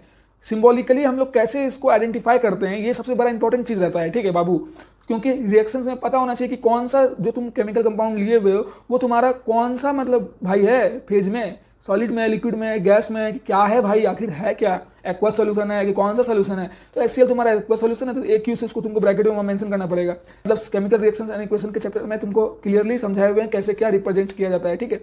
तो देखो यहाँ पे कॉपर ऑक्साइड को सॉलिड था तो सॉलिड से एकदम रिप्रेजेंट किया हुआ है। HCl तुम्हारा एक्वस में था तो एक्वस से रिप्रेजेंट किया हुआ है। COCl2 भी तुम्हारा सॉल्ट बना, ये भी एक्वस सोल्यूशन में बना तो तुम्हारा एक्वस है तुम्हारा ये, ठीक है। और H2O तुम्हारा वाटर था तो लिक्विड यहाँ पे L दिए हुए हैं। तो वही चीज़ है यहाँ पे, ठीक है, एकदम सिंबॉलिकली तुमको यहाँ पे आइडेंटिफाई करना पड़ेगा। कोई भी रिएक्शंस लिख रहे हो तो उसे परफेक्ट रिएक्शन करते हैं, ठीक है। और बैलेंस करना भी परफेक्ट रिएक्शन को माना जाएगा, ठीक है, क्योंकि बैलेंस और सिंबॉलिकली तुम आइडेंटिफाई करोगे तभी तुम्हारा रिएक्शंस एप्रोप्रिएटली परफेक्ट होगा, ठीक है। अब देखो तुम्हारा क्या कह रहा है, metal carbonates and metal hydrogen carbonate react with basis. अब क्या हो रहा है कि मेटल कार्बोनेट और मेटल हाइड्रोजन कार्बोनेट जब रिएक्ट कर रहा है बेसिस से तो क्या हो रहा है, कोई रिएक्शन नहीं हो रहा है। अभी तुमको तुरंत बताए थे कि मेटल कार्बोनेट या मेटल हाइड्रोजन कार्बोनेट दोनों में से कुछ भी रिएक्ट अगर करने की कोशिश किया बेसिस के साथ तो कुछ नहीं होने वाला है भाई, कार्बोनेट कोई रिएक्शन तुमको होने वाला नहीं है। समझ में आ गया। अब चलो यहाँ पे देखते हैं भाई, metal carbonate and metal hydrogen carbonate react with acid, opposite case, basis के साथ रिएक्ट हो रहा था तो कोई रिएक्शन नहीं हो रहा है। लेकिन वही चीज एसिड के साथ मेटल कार्बोनेट और मेटल हाइड्रोजन कार्बोनेट अगर रिएक्ट कर रहा है एसिड के साथ तो फिर क्या हो रहा है, when an acid react with metal carbonate and salt, carbon dioxide and water are produced. क्या होगा, salt, carbon dioxide and water, CO2, H2O और सॉल्ट तीनों का फॉर्मेशन होगा जब मेटल कार्बोनेट या मेटल हाइड्रोजन कार्बोनेट तुम्हारा रिएक्ट करेगा तो एसिड से। तो कैसे हो रहा है एकदम एग्जांपल ध्यान में रखना बाबू, Na2CO3 तुम्हारा, ठीक है, सोडियम कार्बोनेट, ठीक है, जब तुमको जब Na2CO3 तुम्हारा 2HCl यहाँ पे बैलेंस किया हुआ है इसलिए मैं इसको रीड आउट कर रहा हूँ 2 के साथ, नहीं तो ऐसे होगा Na2CO3 जब तुम्हारा HCl से रिएक्ट कर रहा है तो तुम्हारा NaCl बना रहा है तुम्हारा सॉल्ट एक्वस सोल्यूशन में, और CO2 गैस तुम्हारा दे रहा है। देख लो यहाँ पे गैस G से सिंबॉलिकली इसको आइडेंटिफाई किए ना, लिक्विड से जैसे H2 है तो लिक्विड L से आइडेंटिफाई किए, तो मतलब देना जरूरी है कि क्या प्रोड्यूस हो रहा है किस फेज में है, ठीक है। तो इसलिए इंपॉर्टेंट रहता है सिंबॉलिकली तुमको आइडेंटिफाई करना है। समझ में आया। तो NaCl सॉल्ट और CO2 के साथ साथ वाटर भी तीनों चीज रिलीज कर रहा है, सॉल्ट, वाटर, CO2, जब मेटल कार्बोनेट या मेटल हाइड्रोजन कार्बोनेट से रिएक्ट कर रहा है कोई भी एसिड। तो अगर बेस से रिएक्ट करता है तो कोई भी रिएक्शन नहीं, नो रिएक्शन। समझ में आ गया। अब reaction of basis with metals, अब रिएक्शन क्या हो रहा है तुम्हारा, मेटल के साथ रिएक्शन हो रहा है, ठीक है। बेसिस का रिएक्शन क्या हो रहा है, किसके साथ, मेटल के साथ। तो बेसिस जब मेटल से रिएक्ट कर रहा है तो सॉल्ट एंड हाइड्रोजन गैस, पहले ही तुमको अभी चार्ट के साथ बताए हुए हैं कि 2 ही रिएक्शन, मतलब तुम्हारा 3 ही रिएक्शन बेसिस के साथ हो रहा था, ठीक है। एक तो ऑलरेडी देख लिया, दूसरा ये देख रहे हैं जब बेस मेटल से रिएक्ट कर रहा है तो salt and hydrogen gas, acid में भी सिमिलर होता है, जब एसिड तुम्हारा मेटल से रिएक्ट करता है तो सॉल्ट एंड हाइड्रोजन गैस का फॉर्मेशन होता है, ठीक है। तो एनीवे जैसे ही Zn से मतलब तुम्हारा रिएक्ट किया तो Zn2 ZnO2 बनाया और H2 गैस रिलीज किया। देख लो अपवार्ड डायरेक्शन का एरो है तो एकदम ध्यान रखना है, ठीक है। H2 रिलीज हो रहा है इन अपवार्ड डायरेक्शन, ठीक है। अब reaction of acid with metal, वही चीज हम लोग जान चुके हैं कि रिएक्शन एसिड का मेटल साथ होता है तो वही चीज तुम्हारा सॉल्ट एंड हाइड्रोजन गैस का फॉर्मेशन होगा। एसिड विद मेटल हो गया तो सॉल्ट एंड हाइड्रोजन गैस का तुम्हारा फॉर्मेशन, एग्जांपल ऑलरेडी हम लोग देख चुके हैं। अब तुम्हारा आ गया मेन इंपॉर्टेंट डिफिनेशंस, ठीक है। हम लोगों ने केमिकल प्रॉपर्टीज वगैरह तो देख लिए, ठीक है, जो इंपॉर्टेंट केमिकल प्रॉपर्टीज थे बेसिस एंड तुम्हारा एसिड्स के। अब आते हैं भाई इंपॉर्टेंट टर्म्स तुम्हारा जो चैप्टर्स के हैं उसको देखते हैं क्या सब है, ठीक है। तो फेनोफेथलीन तुम्हारा इंपॉर्टेंट टर्म है। तो फेनोफेथलीन क्या होता है, तो phenolphthalein is a colourless in a acidic solution. ये क्या है, कलरलेस होता है, याद रखना। What is the nature of phenolphthalein, तो वो कलरलेस होता है, कोई कलर नहीं है इसका, जो कि एसिड सोल्यूशंस में and gives A pink colour in A basic solution. याद रखना भाई, तो तुमको एसिड सोल्यूशन में कलरलेस तुमको दे रहा है और बेसिक सोल्यूशन में पिंक तुमको दे रहा है, याद रखना है, ठीक है। मिथाइल ऑरेंज इंडिकेटर, ये सारा जो इंडिकेटर था तुमको बताया था इंडिकेटर क्या होता है। तो फेनोफेथलीन के बारे में हम लोग देख लिया। अब देखते हैं मिथाइल ऑरेंज इंडिकेटर। तो मिथाइल ऑरेंज इंडिकेटर जो है वो gives A red colour in an acidic solutions, ठीक है। तो मिथाइल ऑरेंज जो इंडिकेटर है ये तुमको रेड कलर देता है एसिडिक सोल्यूशन में। कौन क्या कलर देता है भाई, एकदम याद रखना है ये सब, ठीक है, कोई उपाय नहीं है, याद रखना ही पड़ेगा भाई। फेनोफेथिलीन एसिडिक में कलरलेस रहता है, बेसिक में पिंक कलर देता है, मिथाइल ऑरेंज एसिडिक में रेड कलर देता है, और येलो कलर बेसिक मीडियम में देता है। तो ये सब चीज़ तुमको कुछ कुछ याद रखना है, ठीक है, एकदम, ठीक है। और टर्मरिक अब क्या होता है, turmeric contain yellow colour dye, ठीक है, which turn red in basic solution. Turmeric क्या है भाई, जो कि तुमको येलो डाई होता है, ठीक है, जो कंटेन किया रहता है येलो कलर का डाई, ठीक है, जो कि बदल जाता है रेड में इन बेसिक सोल्यूशंस, ठीक है। येलो कलर का डाई रहता है जिसको तुम डुबाओगे बेसिक सोल्यूशन में तो वो टर्न हो जाएगा रेड में तब्दील हो जाएगा, ठीक है। A strain of curry on a white cloth becomes reddish brown when soap is applied because soap is basic in nature. अब इसका बात समझो क्या कह रहा है। अभी हम लोग हॉस्टल लाइफ में हैं, ठीक है, अभी अपने बारे में बता रहे हैं, 2 मिनट का बात है, सुन लो। तो हॉस्टल लाइफ में हम लोग अभी जब कपड़ा धोते हैं तो कभी कभी मेस में तेल लग जाता है या फिर कोई सब्जी का लिक्विड वगैरह लग जाता है, ठीक है, समझ में आया कि नहीं। तो लिक्विड जब लगता है ना तो पीला पीला हो जाता है टी शर्ट, ठीक है, या फिर बनियान वगैरह, ठीक है।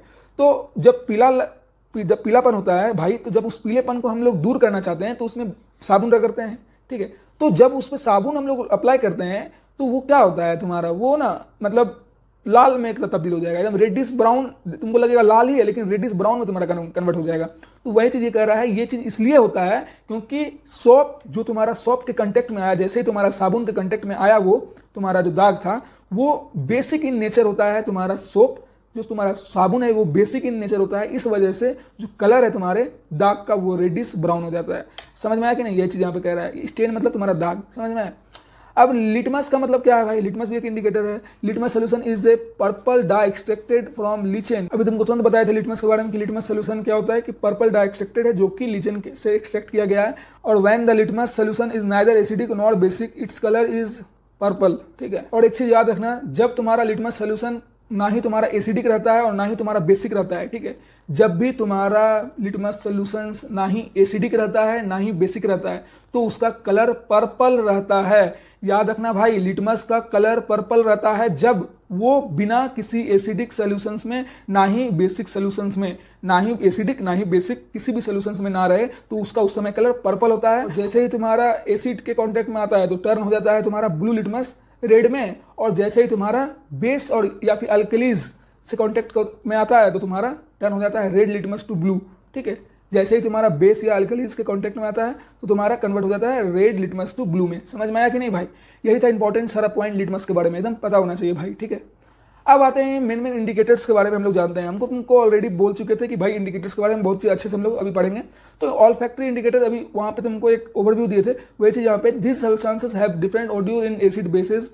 एसिड और बेस में इनका अलग अलग ऑडियो होता है, जैसे कि वेनिला हो गया, क्लोव ऑयल हो गया, ओनियन एक्सट्रैक्ट हो गया। एग्जाम्पल्स ऐसे तुमको बाबू याद रहना चाहिए, ठीक है।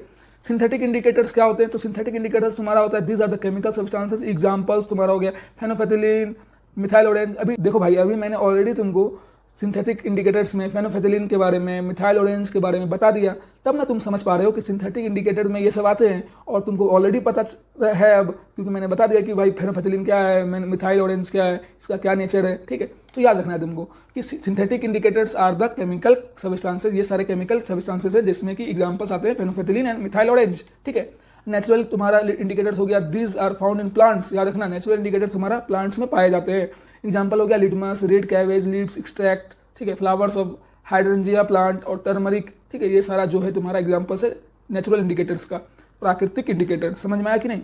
अब देखो तुम्हारा क्या कह रहा है, इंडिकेटर्स आखिर होते क्या है, वही चीज तुमको अभी उस समय से बताया जा रहा है कि ये एक ऐसा सब्सटेंस है जो कि अपने कलर्स और स्मेल्स को चेंज करता है in different type of solutions में, तो उसे कहते हैं इंडिकेटर्स। समझ में आ गया, अब पूरा कॉन्सेप्ट क्लियर है इंडिकेटर्स रिलेटेड, सारा टाइप्स ऑफ इंडिकेटर्स भी पता चल गया, ठीक है। अब चलते हैं भाई साल्ट्स क्या है। साल्ट्स के बारे में बहुत ज्यादा जरूरी रहता है जानना। एसिड देख लिए, बेस देख लिए, अब साल्ट्स देखेंगे, ठीक है। अब देखो साल्ट तुम्हारा क्या कर रहा है, this are the compounds formed for reactions of acids and base. Example NaCl, KCl। याद रखना भाई कि ये जो साल्ट्स है तुम्हारा क्या है, ये साल्ट्स आर द कंपाउंड्स हैं जो कि फॉर्म होता है रिएक्शंस। जब एसिड और बेस का रिएक्शन होता है तो तुमको साल्ट्स का फॉर्मेशन होता है। तो वही चीज तुमको अभी देख ले, हम लोग उधर भी देख रहे थे NaCl का कैसे फॉर्मेशन हो रहा था, KCl का कैसे फॉर्मेशन हो रहा था, साल्ट्स प्लस हाइड्रोजन गैस हो रहा था, बार बार साल्ट का फॉर्मेशन हो रहा था।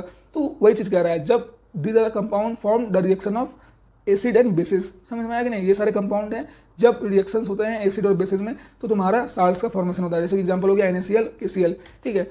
अब चलो साल्ट्स क्या है, साल्ट्स है various uses in everyday life and industry. ये चीज मैंने जानबूझ के लिखा है इसलिए भी ताकि तुम इसको कनेक्ट कर पाओ अपने daily day to day life से भी, ठीक है। अपनी डेली लाइफ में तुम क्या कर रहे हो, साल्ट का उपयोग तो कर रहे हो भाई ना, अरे नमक का उपयोग कर रहे हो कि नहीं कर रहे हो। तो साल्ट का बहुत ज़्यादा मतलब अलग अलग टाइप में उपयोग है, ठीक है। हर जगह इसका अलग अलग तरीके में उपयोग है एवरीडे लाइफ में, और इंडस्ट्री पर्पस में भी इसका बड़े पैमाने में यूज किया जाता है, ठीक है। अब भाई तुम्हारा एनसीईआरटी में एक टर्म है वाटर ऑफ क्रिस्टलाइजेशन। तो वाटर ऑफ क्रिस्टलाइजेशन क्या होता है? Water of crystallization is a fixed number of water molecules chemically attached to each formula unit of a salt in its crystalline form. ये एक fixed number of water molecule है, ठीक है, water crystalline, जो कि केमिकली अटैच्ड होता है to each formula unit of a salt. जो भी सॉल्ट्स के फॉर्मूला है, जितने भी टाइप के तुम्हारे सॉल्ट्स बन रहे हैं उनमें कुछ ना कुछ यूनिट्स इसका मतलब अटैचमेंट रहता है, नंबर्स ऑफ तुम्हारे fix number of water molecules को जिसमें अटैच रहते हैं इन इट्स क्रिस्टलाइन फॉर्म में। क्रिस्टलाइन फॉर्म में जब किसी भी सॉल्ट्स के तुम्हारे फॉर्मूले में मतलब अटैच रहता है कुछ भी यूनिट्स, ठीक है, वाटर मॉलिक्यूल्स, तो तुमको उसको कहेंगे वाटर ऑफ क्रिस्टलाइजेशन। समझ में आया कि नहीं? Mixing concentrated acid and bases with water is highly exothermic process.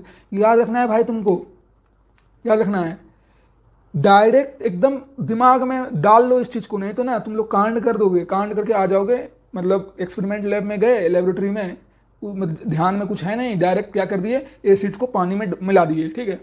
तो याद रखना, मिक्सिंग कंसंट्रेटेड एसिड और बेस विथ वाटर, हम लोग डायरेक्ट एसिड्स को वाटर में उझल नहीं सकते हैं, मतलब मिला नहीं सकते हैं। समझ में आया कि नहीं? कंसंट्रेटेड या कोई भी एसिड हो या कोई भी बेसिस हो, उसको तुम वाटर में अगर मिलाओगे ना तो ये बहुत ही मतलब विशाल रूप ले लेगा, धमाका उमाका हो जाएगा। समझ में आया कि नहीं? हाईली एक्सोथर्मिक, एक्सोथर्मिक मतलब समझ रहे हो, एक्सोथर्मिक रिएक्शन का यहाँ पे डिफिनेशन अगर पता होगा, जो बच्चे पहला चैप्टर देख के आए हैं केमिकल रिएक्शन एंड इक्वेशन, उसको पता है एक्सोथर्मिक का मतलब हीट इतना ज्यादा रिलीज होगा कि भाई तुम्हारा मुंह कान जल उल के भवस जाएगा और तुम्हारा उड़ भी जाए वो लेबोरेटरी, ठीक है, कोई ठिकाना नहीं है। तो ध्यान में रखना है इस चीज को, ठीक ना, एकदम अलर्ट रहना है, डायरेक्ट नहीं मिलाना है कोई भी कंसंट्रेटेड एसिड और बेसिस को पानी से। समझ में आया कि नहीं? रूल्स एंड रेगुलेशंस होते हैं, उसको फॉलो करते हुए तुमको ड्रॉप वाइज मिक्स आउट किया जाता है एसिड्स को कोई भी वाटर से, ठीक है, या फिर कोई भी वाटर को एसिड्स, कोई भी एसिड्स या बेसिस से। समझ में आया कि नहीं? अब देखो क्या कह रहा है, acid and basis solutions in water conduct electricity. हम लोग ऑलरेडी ये चीज देख चुके हैं, बिकॉज क्यों करता है हम लोग ये ऑलरेडी हम लोग उधर डायग्राम के साथ प्रूव किए थे, लेकिन एक शॉर्ट टर्म के लिए ध्यान के रखो, क्योंकि they produce hydrogen and hydroxide ions respectively. क्योंकि ये हाइड्रोजन और हाइड्रोक्साइड आयंस दोनों साथ में प्रोड्यूस करते हैं, इसलिए वाटर में acidic and basic solutions in water conduct electricity. याद रखना, acidic and basic solutions in water conduct electricity because they produce hydrogen and hydrogen ions respectively। समझ में आया कि नहीं?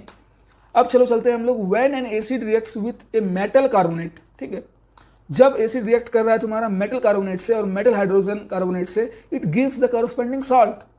जब तुम्हारा मेटल कोई भी एसिड्स रिएक्ट कर रहा है तुम्हारे मेटल कार्बोनेट से या फिर मेटल हाइड्रोजन कार्बोनेट से, तो ये corresponding salt and corresponding carbon dioxide and gas and water दे रहा है। ये चीज हम लोग ऑलरेडी अभी देख चुके हैं, मैंने जानबूझ करके 2-3 बार अच्छे से लिख के रखा है, ताकि ये चीज का जो आगे जब यूज आएगा तो तुमको एकदम ध्यान में रहना चाहिए भाई, ठीक है ना? समझ में आ रहा है कि नहीं आ रहा है? समझ में आ गया होगा। तो दोस्तों ऑलरेडी हम लोगों ने ये सारे पॉइंट को डिस्कस अच्छे से करके रखा है, एक बार रीड आउट इसको भी कर लेना तुम। कुछ नहीं है, जब बेस रिएक्ट विद तुम्हारा मेटल हो रहा है तो इवोल्यूशन ऑफ हाइड्रोजन गैस तुम्हारा हो रहा है और साल्ट का फॉर्मेशन हो रहा है, जिसमें कि हैज निगेटिव आयन कंपोज्ड है विथ मेटल एंड ऑक्सीजन। समझ में आया कि नहीं? Negative ion composed of metal and oxygen. समझ में आया?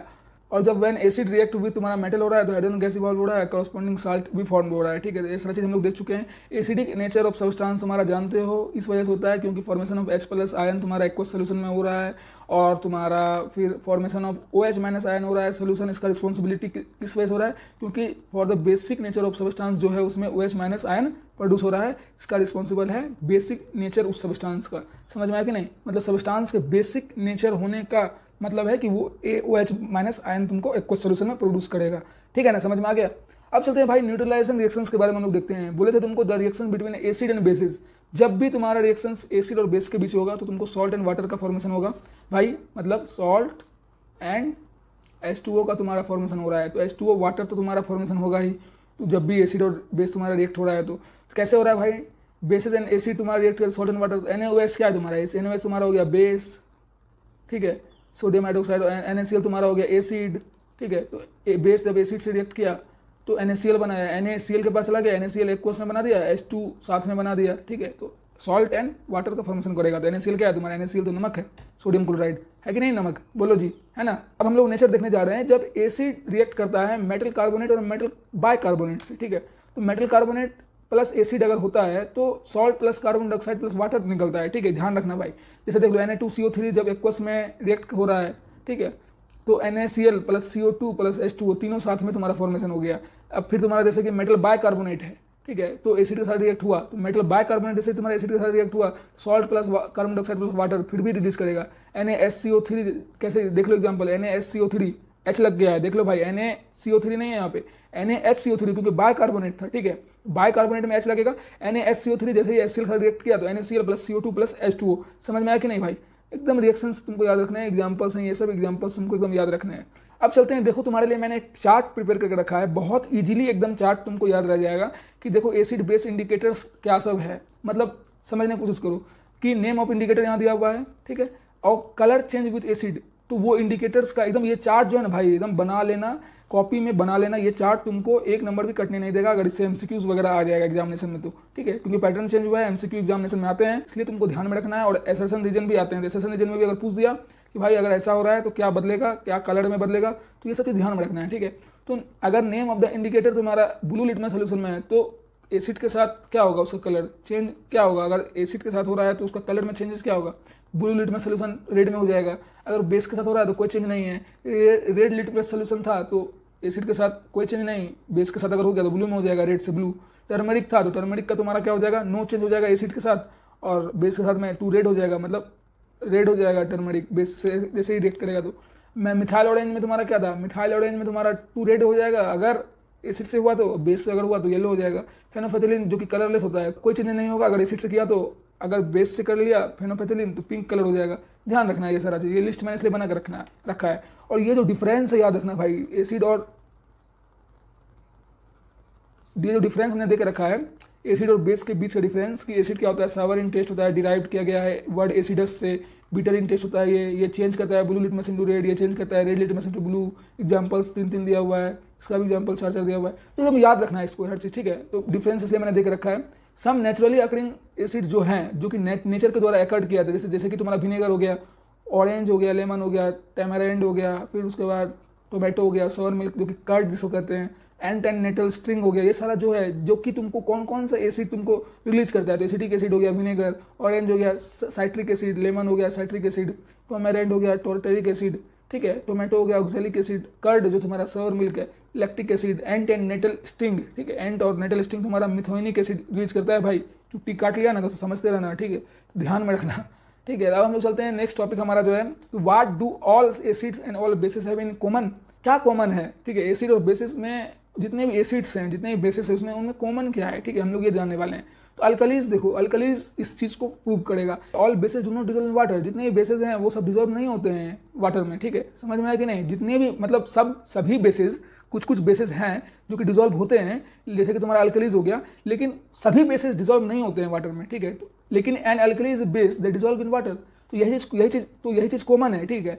तो अल्कली जो है वो तुम्हारा डिजॉल्व होता है वाटर में, जैसे कि कॉमन कुछ अल्कलीज हो गया तुम्हारा NaOH sodium hydroxide, KOH potassium hydroxide, calcium hydroxide और अमोनियम हाइड्रोक्साइड, याद रखना है, ठीक है। All alkalis are bases but all bases are not alkalis, एकदम नोट में मैंने ये चीज़ दे के रखा है, इसको एकदम लिख लेना है कि जितने भी अल्कलीज हैं वो बेसिस हैं, लेकिन जितने भी बेसिस हैं वो अल्कलीज नहीं हो सकते हैं। मैंने अभी डायरेक्ट बोल दिया कि जितने भी बेसेस हैं वो डिजॉल्व नहीं होते हैं वाटर में, लेकिन अल्कलीज एक ऐसा चीज़ है, ऐसा बेस है जो कि डिजॉल्व हो जाता है वाटर में। तो इसका मतलब डायरेक्ट है ना कि ऑल बेसेस आर क्या, all bases are never alkalis but all alkalis are bases, समझ में आया कि नहीं आया। अब प्रिकॉशन है कुछ जो कि याद रखना है। प्रिकॉशन मतलब क्या, सावधानी तुमको बरतना है, क्या सब, must be taken while mixing acid और बेसिक विथ वाटर, तुमको अभी तुरंत थोड़ी देर पहले बता रहे थे, एकदम हर चीज़ मैंने लिख के भी रख दिया है, कहीं से भी तुमको कोई तकलीफ होने नहीं देंगे, ठीक है। तो जब भी तुम मिक्स कर रहे हो एसिड और बेस को वाटर से, तो एकदम ध्यान रखना है, एकदम सतर्कता को बरतना है, ठीक है। क्यों बरतना है, the acid must always be added to water with constant stirring at as it's highly exothermic reaction. अभी तुमको तुरंत बताए थे कि कुछ रूल्स एंड रेगुलेशंस होते हैं एसिड्स और बेस को वाटर के साथ मिक्सअप करने का, ठीक है।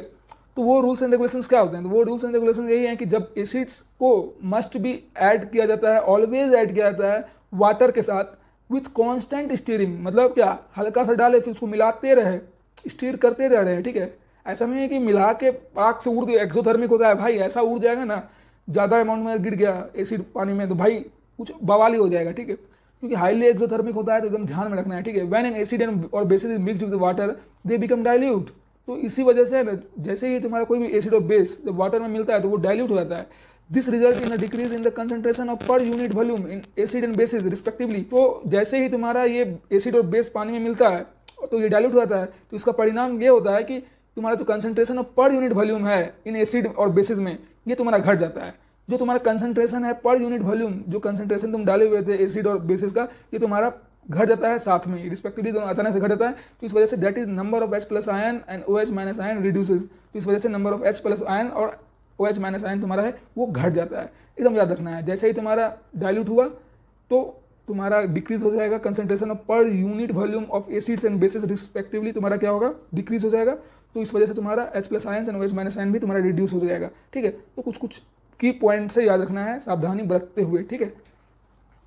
अब चलते हैं हम लोग preparation of NaCl, sodium chloride का कैसे प्रिपरेशन हो रहा है उसको देखते हैं, ठीक है। क्योंकि कैसे होता है सोडियम क्लोराइड का प्रिपरेशन एकदम जानना जरूरी है, एनसीईआरटी में अवेलेबल है। जो चीज एनसीईआरटी में है उसको तुमको करना है, सीधी सी बात है, दिमाग में गांठ मान लो, कोई उपाय नहीं है, करना है, दिमाग में रहेगा हर चीज, नोट्स उसको बनाना है, इसलिए मैंने हर चीज तुमको दे के रखा है। सोडियम क्लोराइड कैसे ऑब्टेन होता है, बाय माइनिंग द डिपोजिट, याद रखना डिपोजिट्स को माइनिंग करके, and brine solution is obtained by passing water into the deposit. और ब्राइन सोल्यूशन कैसे तुम्हारा ऑब्टेन हो रहा है, वाटर को पास करके डिपोजिट्स में, ठीक है। Hence the salts gets dissolve then the solution is pumped out.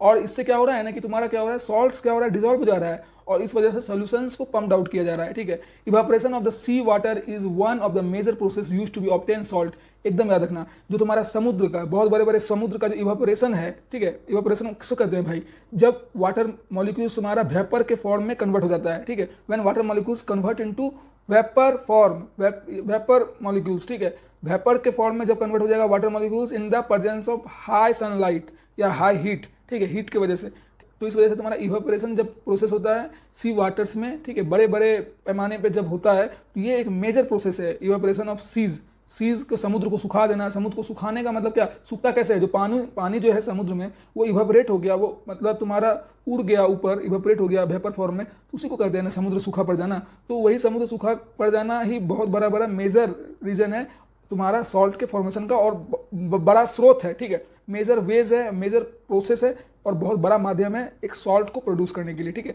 The crystal obtained usually consist of impurities such as calcium sulphate. याद रखना तुमको, जो भी क्रिस्टल ऑब्टेन्ड होते हैं, जो भी मतलब तुमको मॉलिक्यूल्स ऑब्टेन्ड होते हैं, क्रिस्टल यहाँ किसको कहा जा रहा है, यहाँ क्रिस्टल कहा जा रहा है सॉल्ट मॉलिक्यूल्स को। जो भी क्रिस्टल्स के रूप में सॉल्ट मॉलिक्यूल्स तुमको ऑब्टेन्ड होते हैं सी समुद्र में, ठीक है, इवापोरेशन होने के बाद, तो वो बहुत सारे इंप्योरिटीज को कंटेन किए रहते हैं। जैसे कि तुम्हारा हो गया कैल्शियम सल्फेट इंप्योरिटीज हो गया, सोडियम सल्फेट इंप्योरिटीज हो गया। तो तुमको याद रखना है कि इवापोरेशन ऑफ वाटर के बाद जो तुमको सॉल्ट मिलता है तो उसमें तुम्हारा बहुत सारा इंप्योरिटीज ऑलरेडी रहते हैं, जैसे कि calcium sulphate and sodium sulphate. और एक्सट्रैक्टाज में बहुत सारे हैं इंप्योरिटीज, जैसे कि दो नाम तुम याद रखो, ठीक है, calcium sulphate and sodium sulphate. अब प्योर क्रिस्टल जो तुम्हारा है उसको ऑब्टेन किया जाता है, देखो वो तुम्हारा इंप्योरिटीज के साथ क्रिस्टल था। तो जो प्योर क्रिस्टल दाना है तुम्हारा नमक का, by dissolving the salts with little water and filtration the salt solution.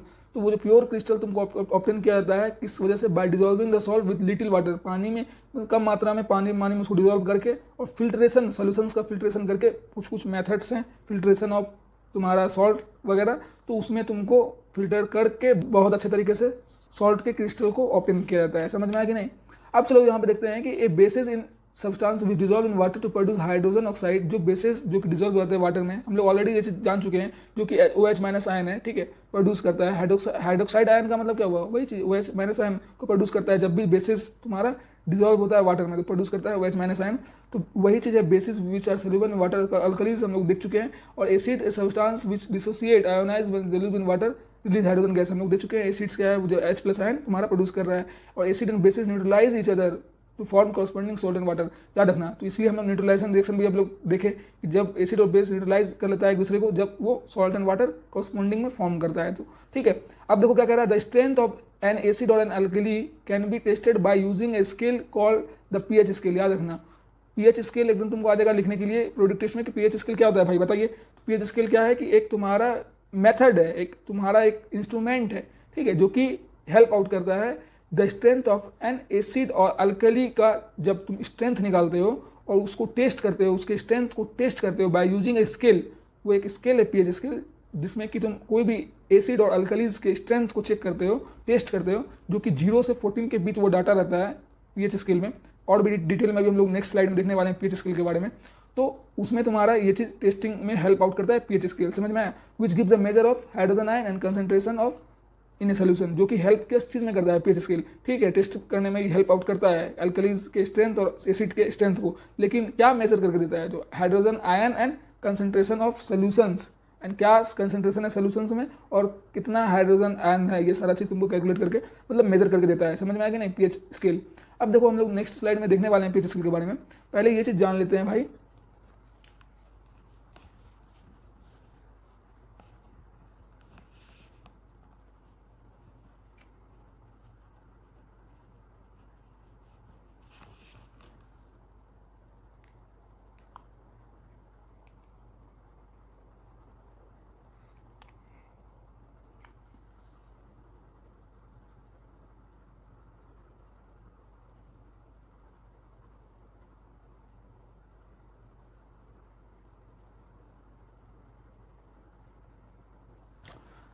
हाँ, तो reaction of non metallic oxides के बारे में ऑलरेडी हम लोग देख चुके हैं, और एक और 2-3 एग्जांपल के साथ मैंने यहाँ पे देख रखा है, नोट भी करके यहाँ पे रखा है, एक बार रीड आउट कर लेना। बहुत ही इंपॉर्टेंट है कि non metallic oxides are said to be acidic in nature. Non metallic oxide को तुमको एसिडिक इन नेचर में कहा जाता है because on reacting with base they produce salt and water. याद रखना भाई कि वहाँ पे मेटेलिक ऑक्साइड रिएक्ट कर रहा था एसिड से, ठीक है, तो एसिड से रिएक्ट करने के बाद वो बेसिक इन नेचर हो रहा था। यहाँ पे नॉन मेटेलिक ऑक्साइड है जो कि तुम्हारा बेस से रिएक्ट कर रहा है, तो एसिडिक इन नेचर है, ठीक है, एकदम ध्यान रखना। तो इस वजह से ये वहाँ भी सॉल्ट एंड वाटर प्रोड्यूस हो रहा था, लेकिन वहाँ मेटलिक ऑक्साइड रिएक्ट हो रहा था एसिड से और बेसिक इन नेचर था, और यहाँ नॉन मेटलिक ऑक्साइड है जो कि रिएक्ट कर रहा है बेस से और एसिडिक इन नेचर है, तो यहाँ भी सॉल्ट एंड वाटर का फॉर्मेशन हो रहा है, ठीक है। जैसे कि देख लो CO2 प्लस CaOH का होल ट्वाइस है, ठीक है, जो कि तुम्हारा CO3 प्लस H2O बना रहा है। CO3 तुम्हारा सॉल्ट हो गया, H2O तुम्हारा वाटर हो गया, ठीक है। अब तुम्हारा यहाँ पे लाइम वाटर टेस्ट, एक देखो तुम्हारा लाइम वाटर टेस्ट किसको कहते हैं। लाइम वाटर टेस्ट तुमको पता रहना चाहिए। On passing of evolve CO2 gas through lime water we find that lime water turn milky. क्या हो रहा है ना कि लाइम वाटर टेस्ट तुम्हारे NCERT में भी दिया हुआ है। इसमें क्या करते हैं, जब passing of the evolve CO2 gas, ठीक है, थ्रू लाइम वाटर के जरिए, तब हम लोग को मिलता है कि लाइम वाटर क्या हो रहा है, टर्न हो जा रहा है मिल्की में, ठीक है। तो कैसे हो जा रहा है, देखो मिल्की मतलब क्या, व्हाइट प्रिसिपिटेट फॉर्म कर रहा है, ठीक है। देखो कैसे हो रहा है, लाइम वाटर, जैसे लाइम वाटर किसको कहते हैं, CaOH का होल ट्वाइस कैल्शियम हाइड्रोक्साइड कहते हैं। तो CaOH का होल ट्वाइस जैसे तुम्हारा रिएक्ट किया CO2 से, ठीक है, इवॉल्व हो रहा है ना ऑन पासिंग ऑफ, मतलब हम लोग इवॉल्व करा रहे हैं CO2 गैस से, ठीक है, लाइम वाटर को, तो फिर वो कन्वर्ट हो जा रहा है लाइम वाटर मिल्की में, ठीक है। कैसे हो गया भाई, CaOH का होल ट्वाइस जैसे तुम्हारा लाइम वाटर रिएक्ट किया CO2 से, तो CaCO3 बनाया प्लस H2O बनाया, जो कि तुम्हारा क्या था, व्हाइट प्रिसिपिटेट था, ठीक है, एकदम याद रखना, व्हाइट प्रिसिपिटेट था जो कि, ठीक है। अब कुछ पॉइंट्स हैं जो कि ध्यान में रखना भाई, इंपॉर्टेंट पॉइंट्स मैंने डार्क करके यहाँ पर लिख के रखे हैं। All acids have H+ ion in common, याद रखना, जितने भी एसिड्स हैं H+ आयन सबके कॉमन होते हैं। Acids produce H+ ion in solution which are responsible for their acidic properties. Acid क्या करते हैं, H+ आयन तुम्हारा सोल्यूशंस में प्रोड्यूस करते हैं, जो कि रिस्पॉन्सिबल है एसिडिक प्रॉपर्टीज। कोई पूछ देगा कि एसिड एसिडिक प्रॉपर्टीज को ही क्यों फॉलो करता है, कोई पूछ देगा तुमसे कि एसिड एसिडिक प्रॉपर्टीज को कैसे फॉलो करता है, बताइए भाई। तो इसका रिस्पॉन्सिबल है तुम्हारा H+ आयन, ठीक है, क्योंकि एसिड प्रोड्यूस H+ आयन, तो तुम वहां पे बोलोगे कि because acid produce H+ ion in the solution which are responsible for their acidic properties. सीधी सी बात है। ऑल बेसिस है OH- आयन, मतलब H- आयन का मतलब होता है हाइड्रोक्साइल आयन, याद रखना भाई, ठीक है। यहाँ पे दूसरा नाम भी यहाँ पे लिखा हुआ है तुम्हारा ब्रैकेट में, जो कि मतलब ऑल बेसिस है OH, जैसे कि ऑल एसिड्स है H+ आयन तुम्हारा कॉमन रहेगा, तो ऑल बेसिस है OH- आयन तुम्हारा कॉमन रहेगा। Acid produces H+ ion in presence of water, याद रखना, एसिड तुम्हारा H+ आयन प्रोड्यूस कर रहा है in presence of water, presence of water में तुम्हारा प्रोड्यूस कर रहा है, मतलब पानी के मौजूदगी में। हम लोग देखे थे उस समय, बताए भी थे कि एरो के ऊपर तुमको प्रेजेंस ऑफ वाटर, वाटर लिखना जरूरी है, H2O लिखना जरूरी है, तो उसके वाटर के प्रेजेंस में तुम्हारा एसिड प्रोड्यूस कर रहा था H+ आयन, ठीक है।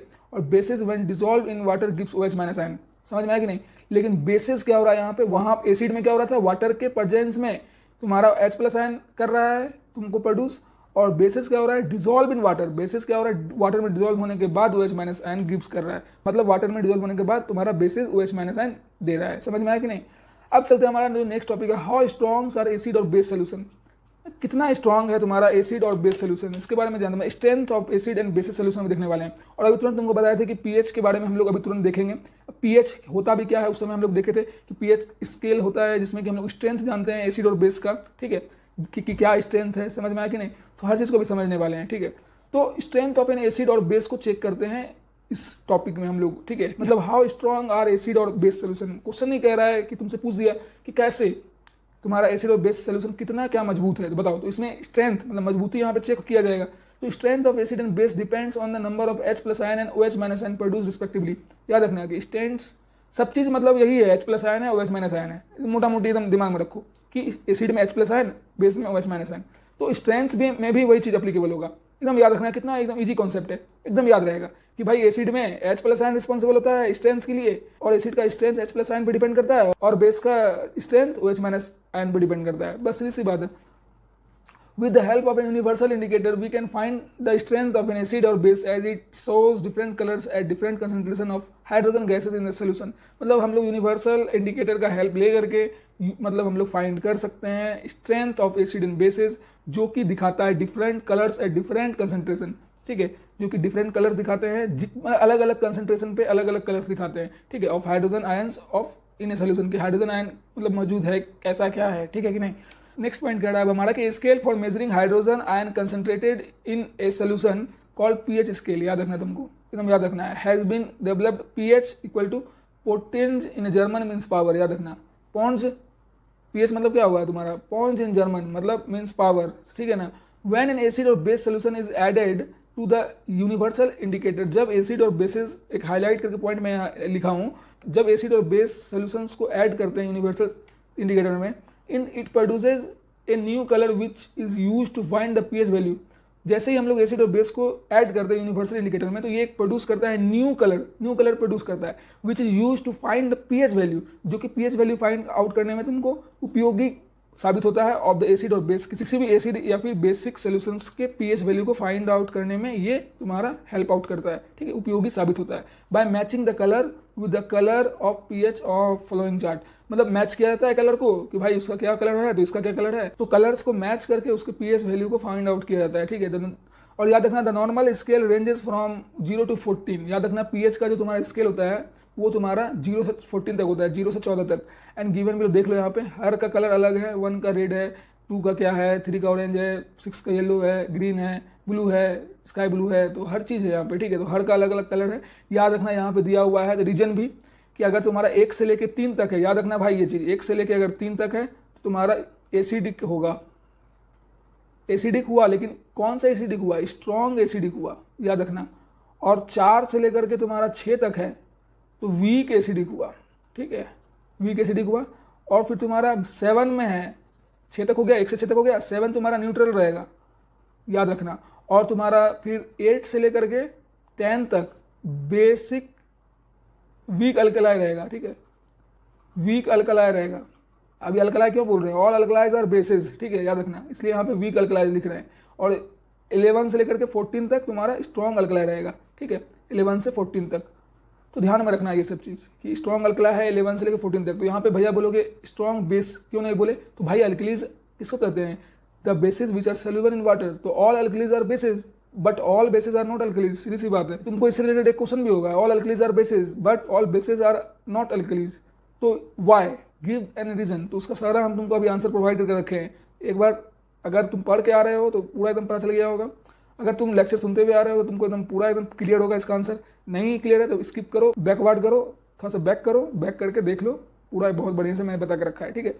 अब चलो देखते हैं, live beings carry out the metabolic activities with optimal pH range. याद रखना कि पीएच रेंज जो है ना, मतलब लिविंग बींग्स को बहुत ज़्यादा उपयोगी होता है मेटाबॉलिक एक्टिविटीज़ को करने में। जो भी मेटाबॉलिक एक्टिविटीज़ हम लोग लिविंग ऑर्गेनिज्म करते हैं उसमें जो तुम्हारा ऑप्टिमल पीएच रेंज है, ये चीज़ मतलब होना जरूरी है, ठीक है। और बहुत ही ज़्यादा यूजफुल होता है पीएच स्केल इस चीज़ को मेजर करने में। A neutral solution has a pH of exactly 7। याद रखना कि न्यूट्रल का जो होता है पीएच वैल्यू वो 7 होता है, while an acidic solution has pH less than 7। याद रखना भाई 7 का जो 7 से अगर तुम्हारा क्या है लेस देन है, ठीक है, 7 से अगर लेस देन है तो तुमको क्या होगा, एसिडिक होगा। 7 से अगर लेस देन है तुम्हारा तो एसिडिक होगा। और तुम्हारा अगर 7 से मोर है, 7 से मोर, 7 नहीं 7 से मोर है तो तुम्हारा बेसिक होगा, मतलब अल्कलीज होगा, ठीक है। समझ में आ गया कि नहीं आ गया। बेसिक सॉल्ट्स, अब देखो सॉल्ट्स के बारे में उस समय हम लोग डिफिनेशन जाने थे, ठीक है। तो सॉल्ट्स कितने टाइप के होते हैं, देखो बेसिक सॉल्ट्स है, एसिडिक सॉल्ट्स है, न्यूट्रल सॉल्ट है। तो यहाँ पे सॉल्ट्स का मैंने इसलिए रखा है ताकि तुमको पीएच ऑफ सोल्यूशन से भी पता चल सकेगा सॉल्ट्स का क्या हो रहा है नहीं हो रहा है, ठीक है। तो बेसिक मतलब strong base plus weak acid pH value is more than 7। याद रखना भाई कि स्ट्रॉन्ग बेस के साथ साथ जब वीक एसिड पीएच वैल्यू उसका मोर देन मतलब 7 होना चाहिए, ठीक है। तो उसका तुरंत वो वीक एसिड हो जाएगा, क्योंकि वो तो तुम्हारा फिर बेसिक मीडियम में आ रहा है जिसका पीएच वैल्यू 7 से ऊपर है। तो इसलिए वीक एसिड जिसका पीएच वैल्यू 7 से ऊपर है और स्ट्रॉन्ग बेस रहा तो तुमको बेसिक सॉल्ट्स कहेंगे। जैसे एग्जांपल हो गया तुम्हारा CaCO3 कैल्शियम कार्बोनेट, CH3COONA हो गया।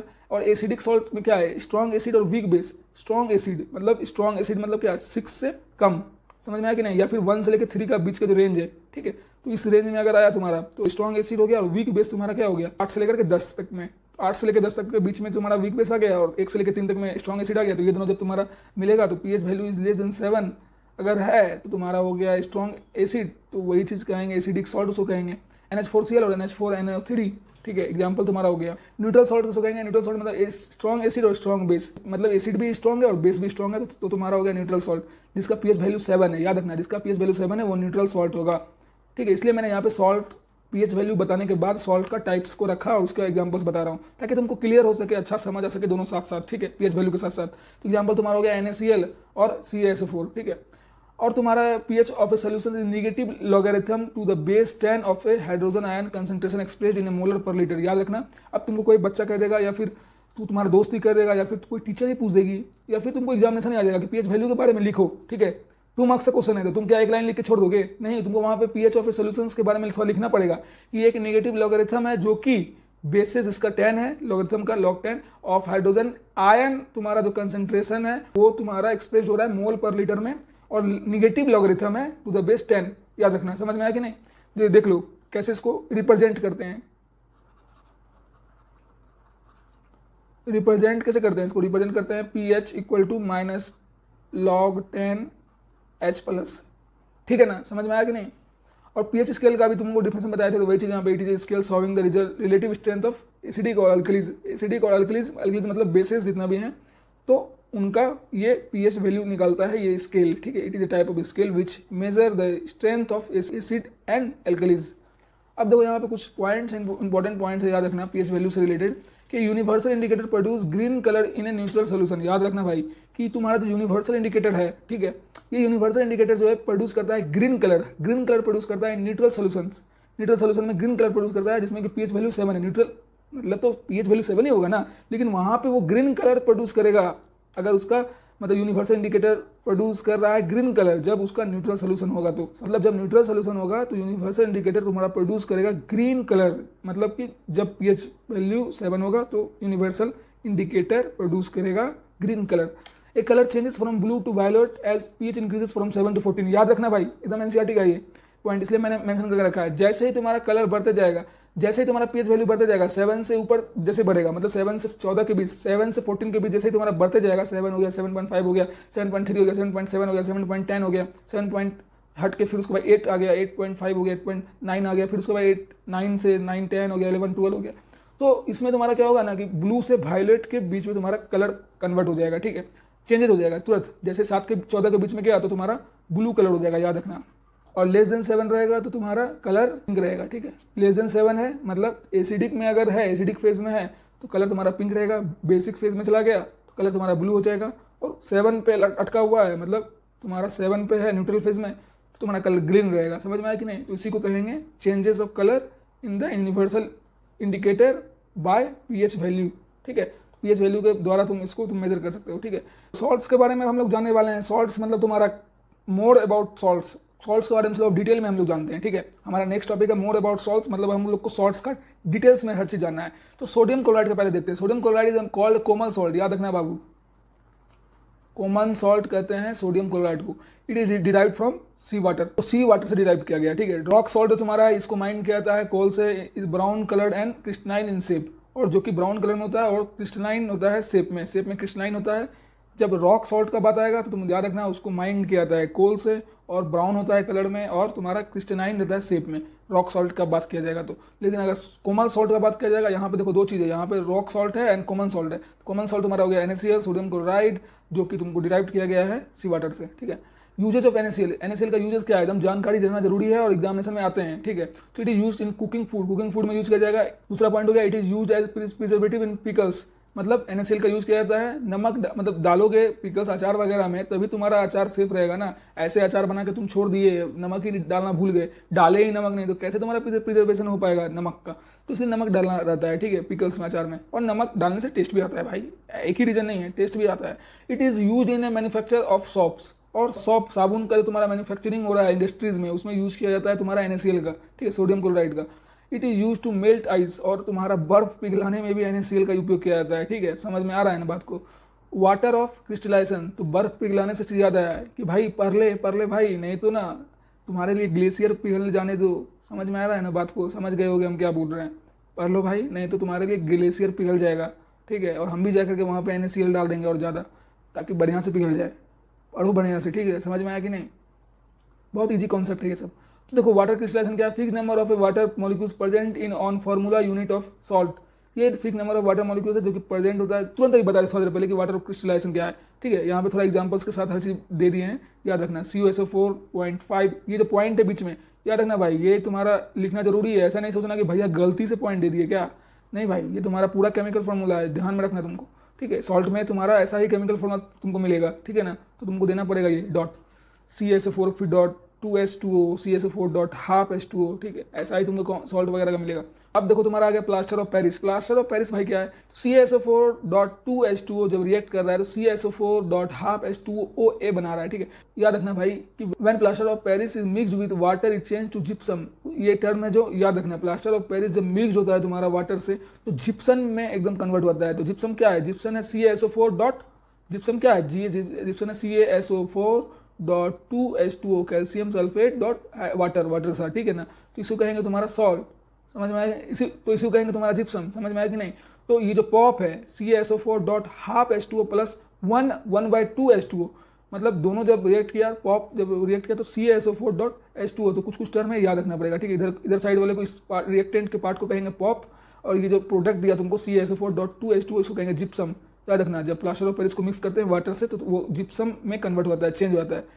अब making toys decorative materials and smoothing surfaces plaster of fractured bone, याद रखना ये प्लास्टर ऑफ पेरिस का उपयोग किसमें किया जाता है, यूज याद रखना, यूज क्या आता है भाई, मेकिंग टॉयज बनाने में, डेकोरेटिव मटेरियल बनाने में, एंड स्मूथिंग सरफेस को स्मूथ बनाने में प्लास्टर ऑफ पेरिस का यूज किया जाता है। और प्लास्टर फॉर फ्रैक्चर्ड बोन, किसी का हड्डी वड्डी टूट गया भाई, उसमें प्लास्टर ऑफ पेरिस का ही उपयोग किया जाता है, समझ में आया कि नहीं, ताकि वो फिर से जुड़ सके। तो यूजेस इसका ये सब था, ठीक है, और भी यूजेस इसके नीचे देखेंगे।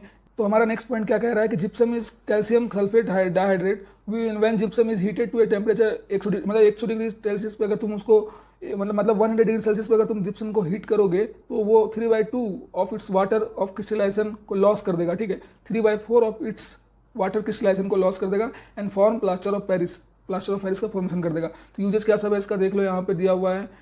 लेक्चर बहुत ज़्यादा लंबा हो जा रहा है दोस्तों, इसलिए मैं ये जो पूरा कुछ सॉल्ट्स का तो मतलब यूजेस है, जैसे ब्लीचिंग पाउडर हो गया, वॉशिंग पाउडर हो गया, बेकिंग सोडा हो गया, ठीक है, ये सारा चीज़ तुम एक बार रीड आउट कर लेना, मैंने प्रोवाइड करके अच्छे से रख दिया है, ठीक है। तो इसको एक बार एकदम स्क्रीनशॉट लेते चलो, एकदम पूरा बना लेना नोट्स, एकदम इसको याद करने के अलावा कोई उपाय नहीं है भाई, एकदम याद कर लेना, ठीक है। कॉमन सॉल्ट देखो, सोडियम क्लोराइड का यहाँ पे तुमको मैंने NaCl का फिर से देकर रखा है, uses of baking soda, using of washing soda, ठीक है। तो तुम्हारा ये सब है प्रिपरेशन ऑफ सोडियम हाइड्रोक्साइड, जो भी प्रिपरेशन सारा है ये सबसे चीज़ें तुमको ध्यान में रखना है, ठीक है। एक ओवरव्यू तुमको बता देना है, ठीक है। Uses of plaster Paris, doctor use करते हैं POP, मतलब वही प्लास्टर ऑफ पेरिस, ठीक है। POP क्या है, POP किसको कहते हैं, what is the full form of POP, POP कहते हैं प्लास्टर ऑफ पेरिस को। प्लास्टर ऑफ पेरिस जब तुम्हारा रिएक्ट करता है जिप्सम बनाता है, ठीक है, याद रखना, चेंज होता है जिप्सम में, ठीक है। जब वाटर से उसको रिएक्ट कराते हैं तो उसको चेंज हो जाता है जिप्सम में, और फिर उसके बाद अगर जिप्सम को हीट करते हैं 100 डिग्री सेल्सियस तो वो 3/4 of its water of crystallisation को लॉस कर देता है, तो जाकर के फिर प्लास्टर ऑफ पेरिस का फॉर्मेशन होता है, ठीक है। तो फिर उसके बाद यूजेज ऑफ प्लास्टर पेरिस होगी, वही चीज़ अभी तुमको पता है, प्लास्टर पेरिस का तुम्हारा यूज करते हैं डॉक्टर्स फ्रैक्चर बोन को, जो फ्रैक्चर्ड बोन है उसको मजबूत करने फिर जोड़ने के लिए, ठीक है। For making toys material decoration, for making smooth surfaces को स्मूथ करने के लिए तुमको बताए हुए थे। Plaster of Paris is calcium sulphate hemihydrate, याद रखना तुम ये चीज़, ठीक है।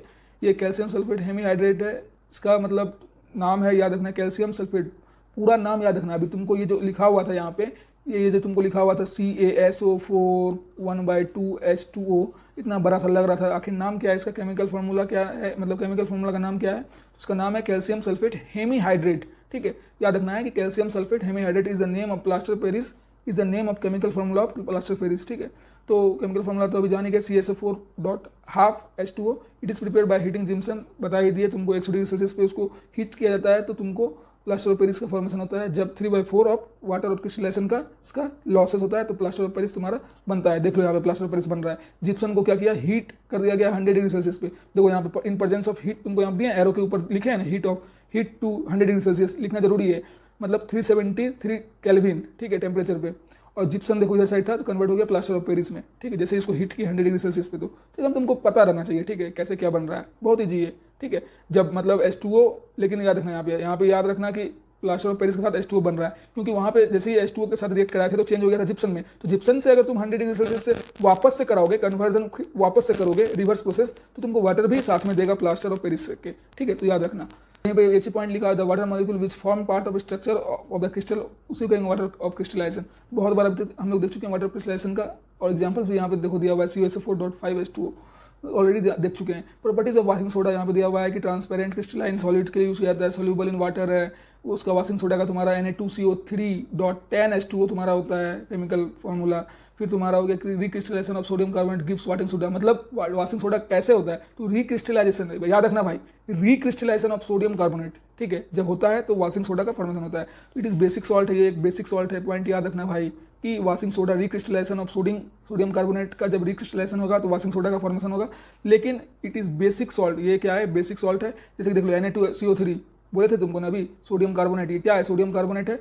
जब तुम्हारा रिएक्ट हो रहा है मतलब वाटर से, ठीक है, तो रिक्रिस्टलाइजेशन ऑफ सोडियम कार्बोनेट, तो ये तुम्हारा फॉर्मेशन कर रहा है Na2CO3.10H2O। ठीक है, तो इसी को कहेंगे वॉशिंग सोडा। बेकिंग सोडा तुम्हारा हो गया सब्सटेंस है जो कि फूड वगैरह में ऐड किया जाता है और कुकिंग को फास्ट करने के लिए। इसका केमिकल नेम सोडियम कार्बोनेट है। ठीक है, तो इसका देख लो यहाँ पे रिएक्शन दिया हुआ है कैसे फॉर्म कर रहा है, NaCl plus NH3 plus H2O plus CO2 जो कि NaNCO3 प्लस NH4Cl बना रहा है। ठीक है, तो ध्यान रखना है ये सारा चीज। ठीक है, sodium hydrogen carbonate is produce on large scale bye reacting A cold and concentrated solution of sodium chloride with ammonia and carbon dioxide. याद रखना, लार्ज स्केल में इसको बनाया जाता है क्योंकि इसका जरूरत बहुत ज़्यादा है, हर फील्ड में है बेकिंग सोडा का, तो इसलिए।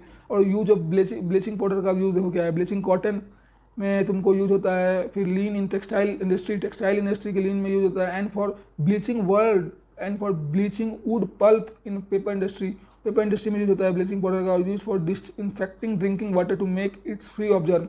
और जो तुम्हारा इन्फेक्टेड हो गया है वाटर मॉलिक्यूल्स, वाटर में जो तुम्हारे जो भी मॉलिक्यूल्स है जो इन्फेक्टेड हो चुके हैं उनके जर्म्स फ्री, मतलब उनको जर्म से मुक्त करने के लिए, वो जर्म जो भी आ गया इन्फेक्टेड होने के बाद उसको मुक्त करने के लिए तुम्हारा ब्लीचिंग पाउडर का यूज़ किया जाता है। बहुत सारा जगह देखते होगे तुम लोग, नाला वगैरह में ब्लीचिंग पाउडर छिटा जाता है, जहाँ पे तुम्हारा पानी का स्टोरेज थोड़ा बहुत रहता है, मतलब इधर उधर जमा रहता है, तो वहाँ पे छिटा जाता है ताकि उसका जर्म्स वगैरह कीटाणु वगैरह जब बीमारी ना फैल जाए, इस वजह से छिटा जाता है। समझ में आया कि नहीं? तो ब्लीचिंग पाउडर का तुम्हारा क्या मैन्युफैक्चर फ्रॉम क्लोरीन गैस के द्वारा ये इसका मैन्युफैक्चरिंग होता है। याद रखना, ब्लीचिंग पाउडर का मैन्युफैक्चरिंग होता है क्लोरीन गैस के हेल्प से। इसलिए तुम ब्लीचिंग पाउडर का स्मेल भी जब सूंघोगे ना तो अलग ही लगेगा। ठीक है, अलग ही स्मेल करता है क्योंकि उसके स्मेल में क्लोरीन गैस है। ठीक है, तुम जब स्मेल करोगे ना ब्लीचिंग पाउडर को तो वो क्लोरीन गैस का स्मेल तुमको एक देगा। ठीक है, it is produce by action of chlorine on dry Salt lime. देखो ये प्रोड्यूस होता है मतलब तुम्हारे एक्शन ऑफ क्लोरीन के एक्शन पे होता है और डार्क स्लैग लाइम के मतलब होता है CaOH का होल ट्वाइस जो तुम्हारा है। ठीक है, देखो यहाँ पे रिएक्शन दिया हुआ है कैसे हो रहा है, CaOH का होल ट्वाइस Cl2 से रिएक्ट किया तो CaOCl2 H2O के साथ तुम्हारा बन गया। It is represented eight CaOCl2, उसको रिप्रेजेंट किया जाता है ब्लीचिंग पाउडर को CaOCl2। ठीक है, याद रखना, it is represented bleaching powder को रिप्रेजेंट किया जाता है एज ए CaOCl2। याद रखना भाई, CaOCl2 के रूप में इसको रिप्रेजेंट किया जाता है। अब देख लो यहाँ पे यूज ऑफ H2Cl2 NaOH दिया हुआ है। ठीक है, Cl2 होता है वाटर ट्रीटमेंट PVC बनाने में, H2 होता है फ्यूज में, मार्जिनाइन में, और फिर तुम्हारा अमोनिया फॉर फर्टिलाइजर वगैरह में H2 यूज होता है। NaOH तुम्हारा हो गया dressing metal, soaps and paper making में तुम्हारा होता है। ठीक है, तो सारा चीज़ का यहाँ पे मैंने मेंशन करके रखा है। फिर वॉशिंग सोडा है, manufacture of borax, glass, soap and paper industries में यूज होता है। फिर तुम्हारा हो गया cleaning agent for domestic purpose हो गया। प्रिपरेशन वॉशिंग सोडा तुम्हारा हो गया, कैसे होता है प्रिपरेशन वॉशिंग सोडा का, जैसे तुम्हारा यहाँ पे बाबू प्रिपरेशन हो रहा था वाशिंग सोडा का, तो रिक्रिस्टलाइजेशन ऑफ तुम्हारा सोडियम कार्बोनेट के द्वारा रिक्रिस्टलाइजेशन, यहाँ पे शॉर्ट टर्म में मैंने मेंशन करके रखा है, ऑलरेडी मैंने बता दिया अभी उधर साइड कि रिक्रिस्टलाइजेशन ऑफ सोडियम कार्बोनेट के द्वारा होता है वाशिंग सोडा का फॉर्मेशन या फिर प्रिपरेशन, ठीक है, in the presence of heat, याद रखना, ठीक है। यहाँ पे हीट मैंने इसलिए रखा है लिख करके, एरो के ऊपर यहाँ पे हीट लगेगा, हीट मतलब डेल्टा, डेल्टा मैंने यहाँ पे दे दिया है, ठीक है। Use of sodium hydrogen carbonate यहाँ पे दिया हुआ है। सोडियम हाइड्रोजन कार्बोनेट का यूज क्या है? Use as ingredients of antacids, antacid के रूप में एज ए काम करता है ये। Use in soda acid extinguisher, ठीक है, सोडा एसिड के एक्सटिंग्विशर में भी यूज होता है ये। और preparing baking soda, hydrogen sodium hydrogen carbonate baking soda में भी यूज होता है बनाने के लिए। बेकिंग सोडा को प्रिपेयर करने में भी सोडियम हाइड्रोजन कार्बोनेट का यूज होता है, ठीक है। Baking powder plus mild edible acid, देख लो यहाँ पे लिखा हुआ है। बेकिंग पाउडर कैसे बनेगा? तो बेकिंग पाउडर के साथ साथ माइल्ड इडिबल एसिड जब मिक्स होता है तो उसको यूज किया जाता है सोडियम हाइड्रोजन कार्बोनेट को प्रिपेयर करने में बेकिंग सोडा के लिए, ठीक है। देख लो कॉमन सॉल्ट, अब जो तुम्हारा NaCl के बारे में उधर ही बताए थे, यहाँ पे भी अच्छे से लिखा हुआ है, दो पॉइंट मैंने लिख के रखा है, ठीक है। पूरा डिटेल में मैंने इधर लिख दिया है, ठीक है। उधर थोड़ा सा तो मैंने क्लियर से बता दिया था।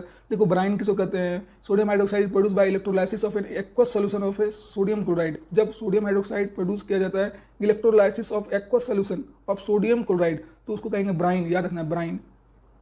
इलेक्ट्रोलाइसिस का यहाँ यूज किया जा रहा है। और एक चीज़ तुम्हें यहाँ पे याद रखना सोडियम हाइड्रोक्साइड के मैटर में कि जब प्रोसेस, इस प्रोसेस को, ठीक है, कहा जाता है क्लोर अल्कली प्रोसेस। क्यों कहा जाता है? क्योंकि प्रोड्यूस करता है ये क्लोरीन को, ठीक है, for chlorine and alkali for sodium hydroxide. Sodium hydroxide के लिए ये क्लोरीन एंड अल्कली का फॉर्म करता है, ठीक है। जैसे देख लो बाबू, यहाँ पे एग्जांपल दिया हुआ है, एग्जांपल मैंने देख रखा है 2NaCl प्लस 2H2 जैसे रिएक्ट किया तो NaOH तुम्हारा बना, ये H2 बना, लेकिन क्लोरीन भी तुमको यहाँ पे दिया, तो इस वजह से, ठीक है, ध्यान रखना है। यूज ऑफ बेकिंग सोडा तुम्हारा यहाँ पे अच्छे से मैंने मेंशन करके रखा है। बेकिंग सोडा का क्या सब यूज है कि यूज एज एन एंटा एसिड के यूज करता है, एसिडिटी को रिमूव करता है स्टोमच में। कैसे करता है? तो न्यूट्रलाइज करता है excess acid present in the stomach and relieves indigestion. Indigestion तुम्हारा जो पाचन तंत्र है उसको, तुम्हारा जो ढंग से नहीं हो पाया था उसको रिलीव करता है और ढंग से मतलब फिर होने लगता है, तुम्हारा पाचन तंत्र सही हो जाता है। और जो एक्सेस एसिड तुम्हारे स्टोमच में मतलब प्रोड्यूस हो गया उसको तुम्हारा न्यूट्रलाइज कर देता है, ठीक है। तो इसलिए तुम्हारा baking soda act as a एंटा तो इसलिए तुम्हारा बेकिंग सोडा एक्ट करता है एज ए एंटासिड, जो कि हेल्प करता है एसिडिटी को रिमूव करने में, स्टोमच के एसिडिटी को रिमूव करने में, ठीक है। It is used in fire extinguisher. Fire extinguisher में भी इसका यूज किया जाता है बेकिंग सोडा का। और बेकिंग पाउडर का तुम्हारा यूज किया जाता है प्रिपरेशन ऑफ केक्स, ब्रेड्स, इसी तुम भी जानते हो कितना तुम लोग केक ब्रेड्स तुम लोग भी खाते हो, तो सब तुम लोग को पता है ऑलरेडी, ठीक है। बहुत ही ये सब याद रखना तुमको, 3-4 पॉइंट तुमको जरूरी है याद रखना, ठीक है। जो वाशिंग सोडा क्या है? यूज ऑफ वाशिंग सोडा तुम्हारा है जैसे कि इन ग्लास में तुम यूज करते हो वाशिंग सोडा का, सोप में, साबुन में, और पेपर इंडस्ट्री वगैरह में तुम्हारा वाशिंग सोडा का बहुत ज़्यादा यूज किया जाता है। मैन्युफैक्चर ऑफ बोरेक्स का यूज मतलब जब मैन्युफैक्चरिंग होता है तो उसमें भी यूज होता है। Cleaning agent for domestic purpose में एज ए यूज एक्ट करता है, क्लीनिंग एजेंट के तौर तरीके से काम करता है। For removing permanent hardness of water, ये जो तुम्हारा फंक्शन है ना वाशिंग सोडा का, एकदम तुमको लिखना ही लिखना है।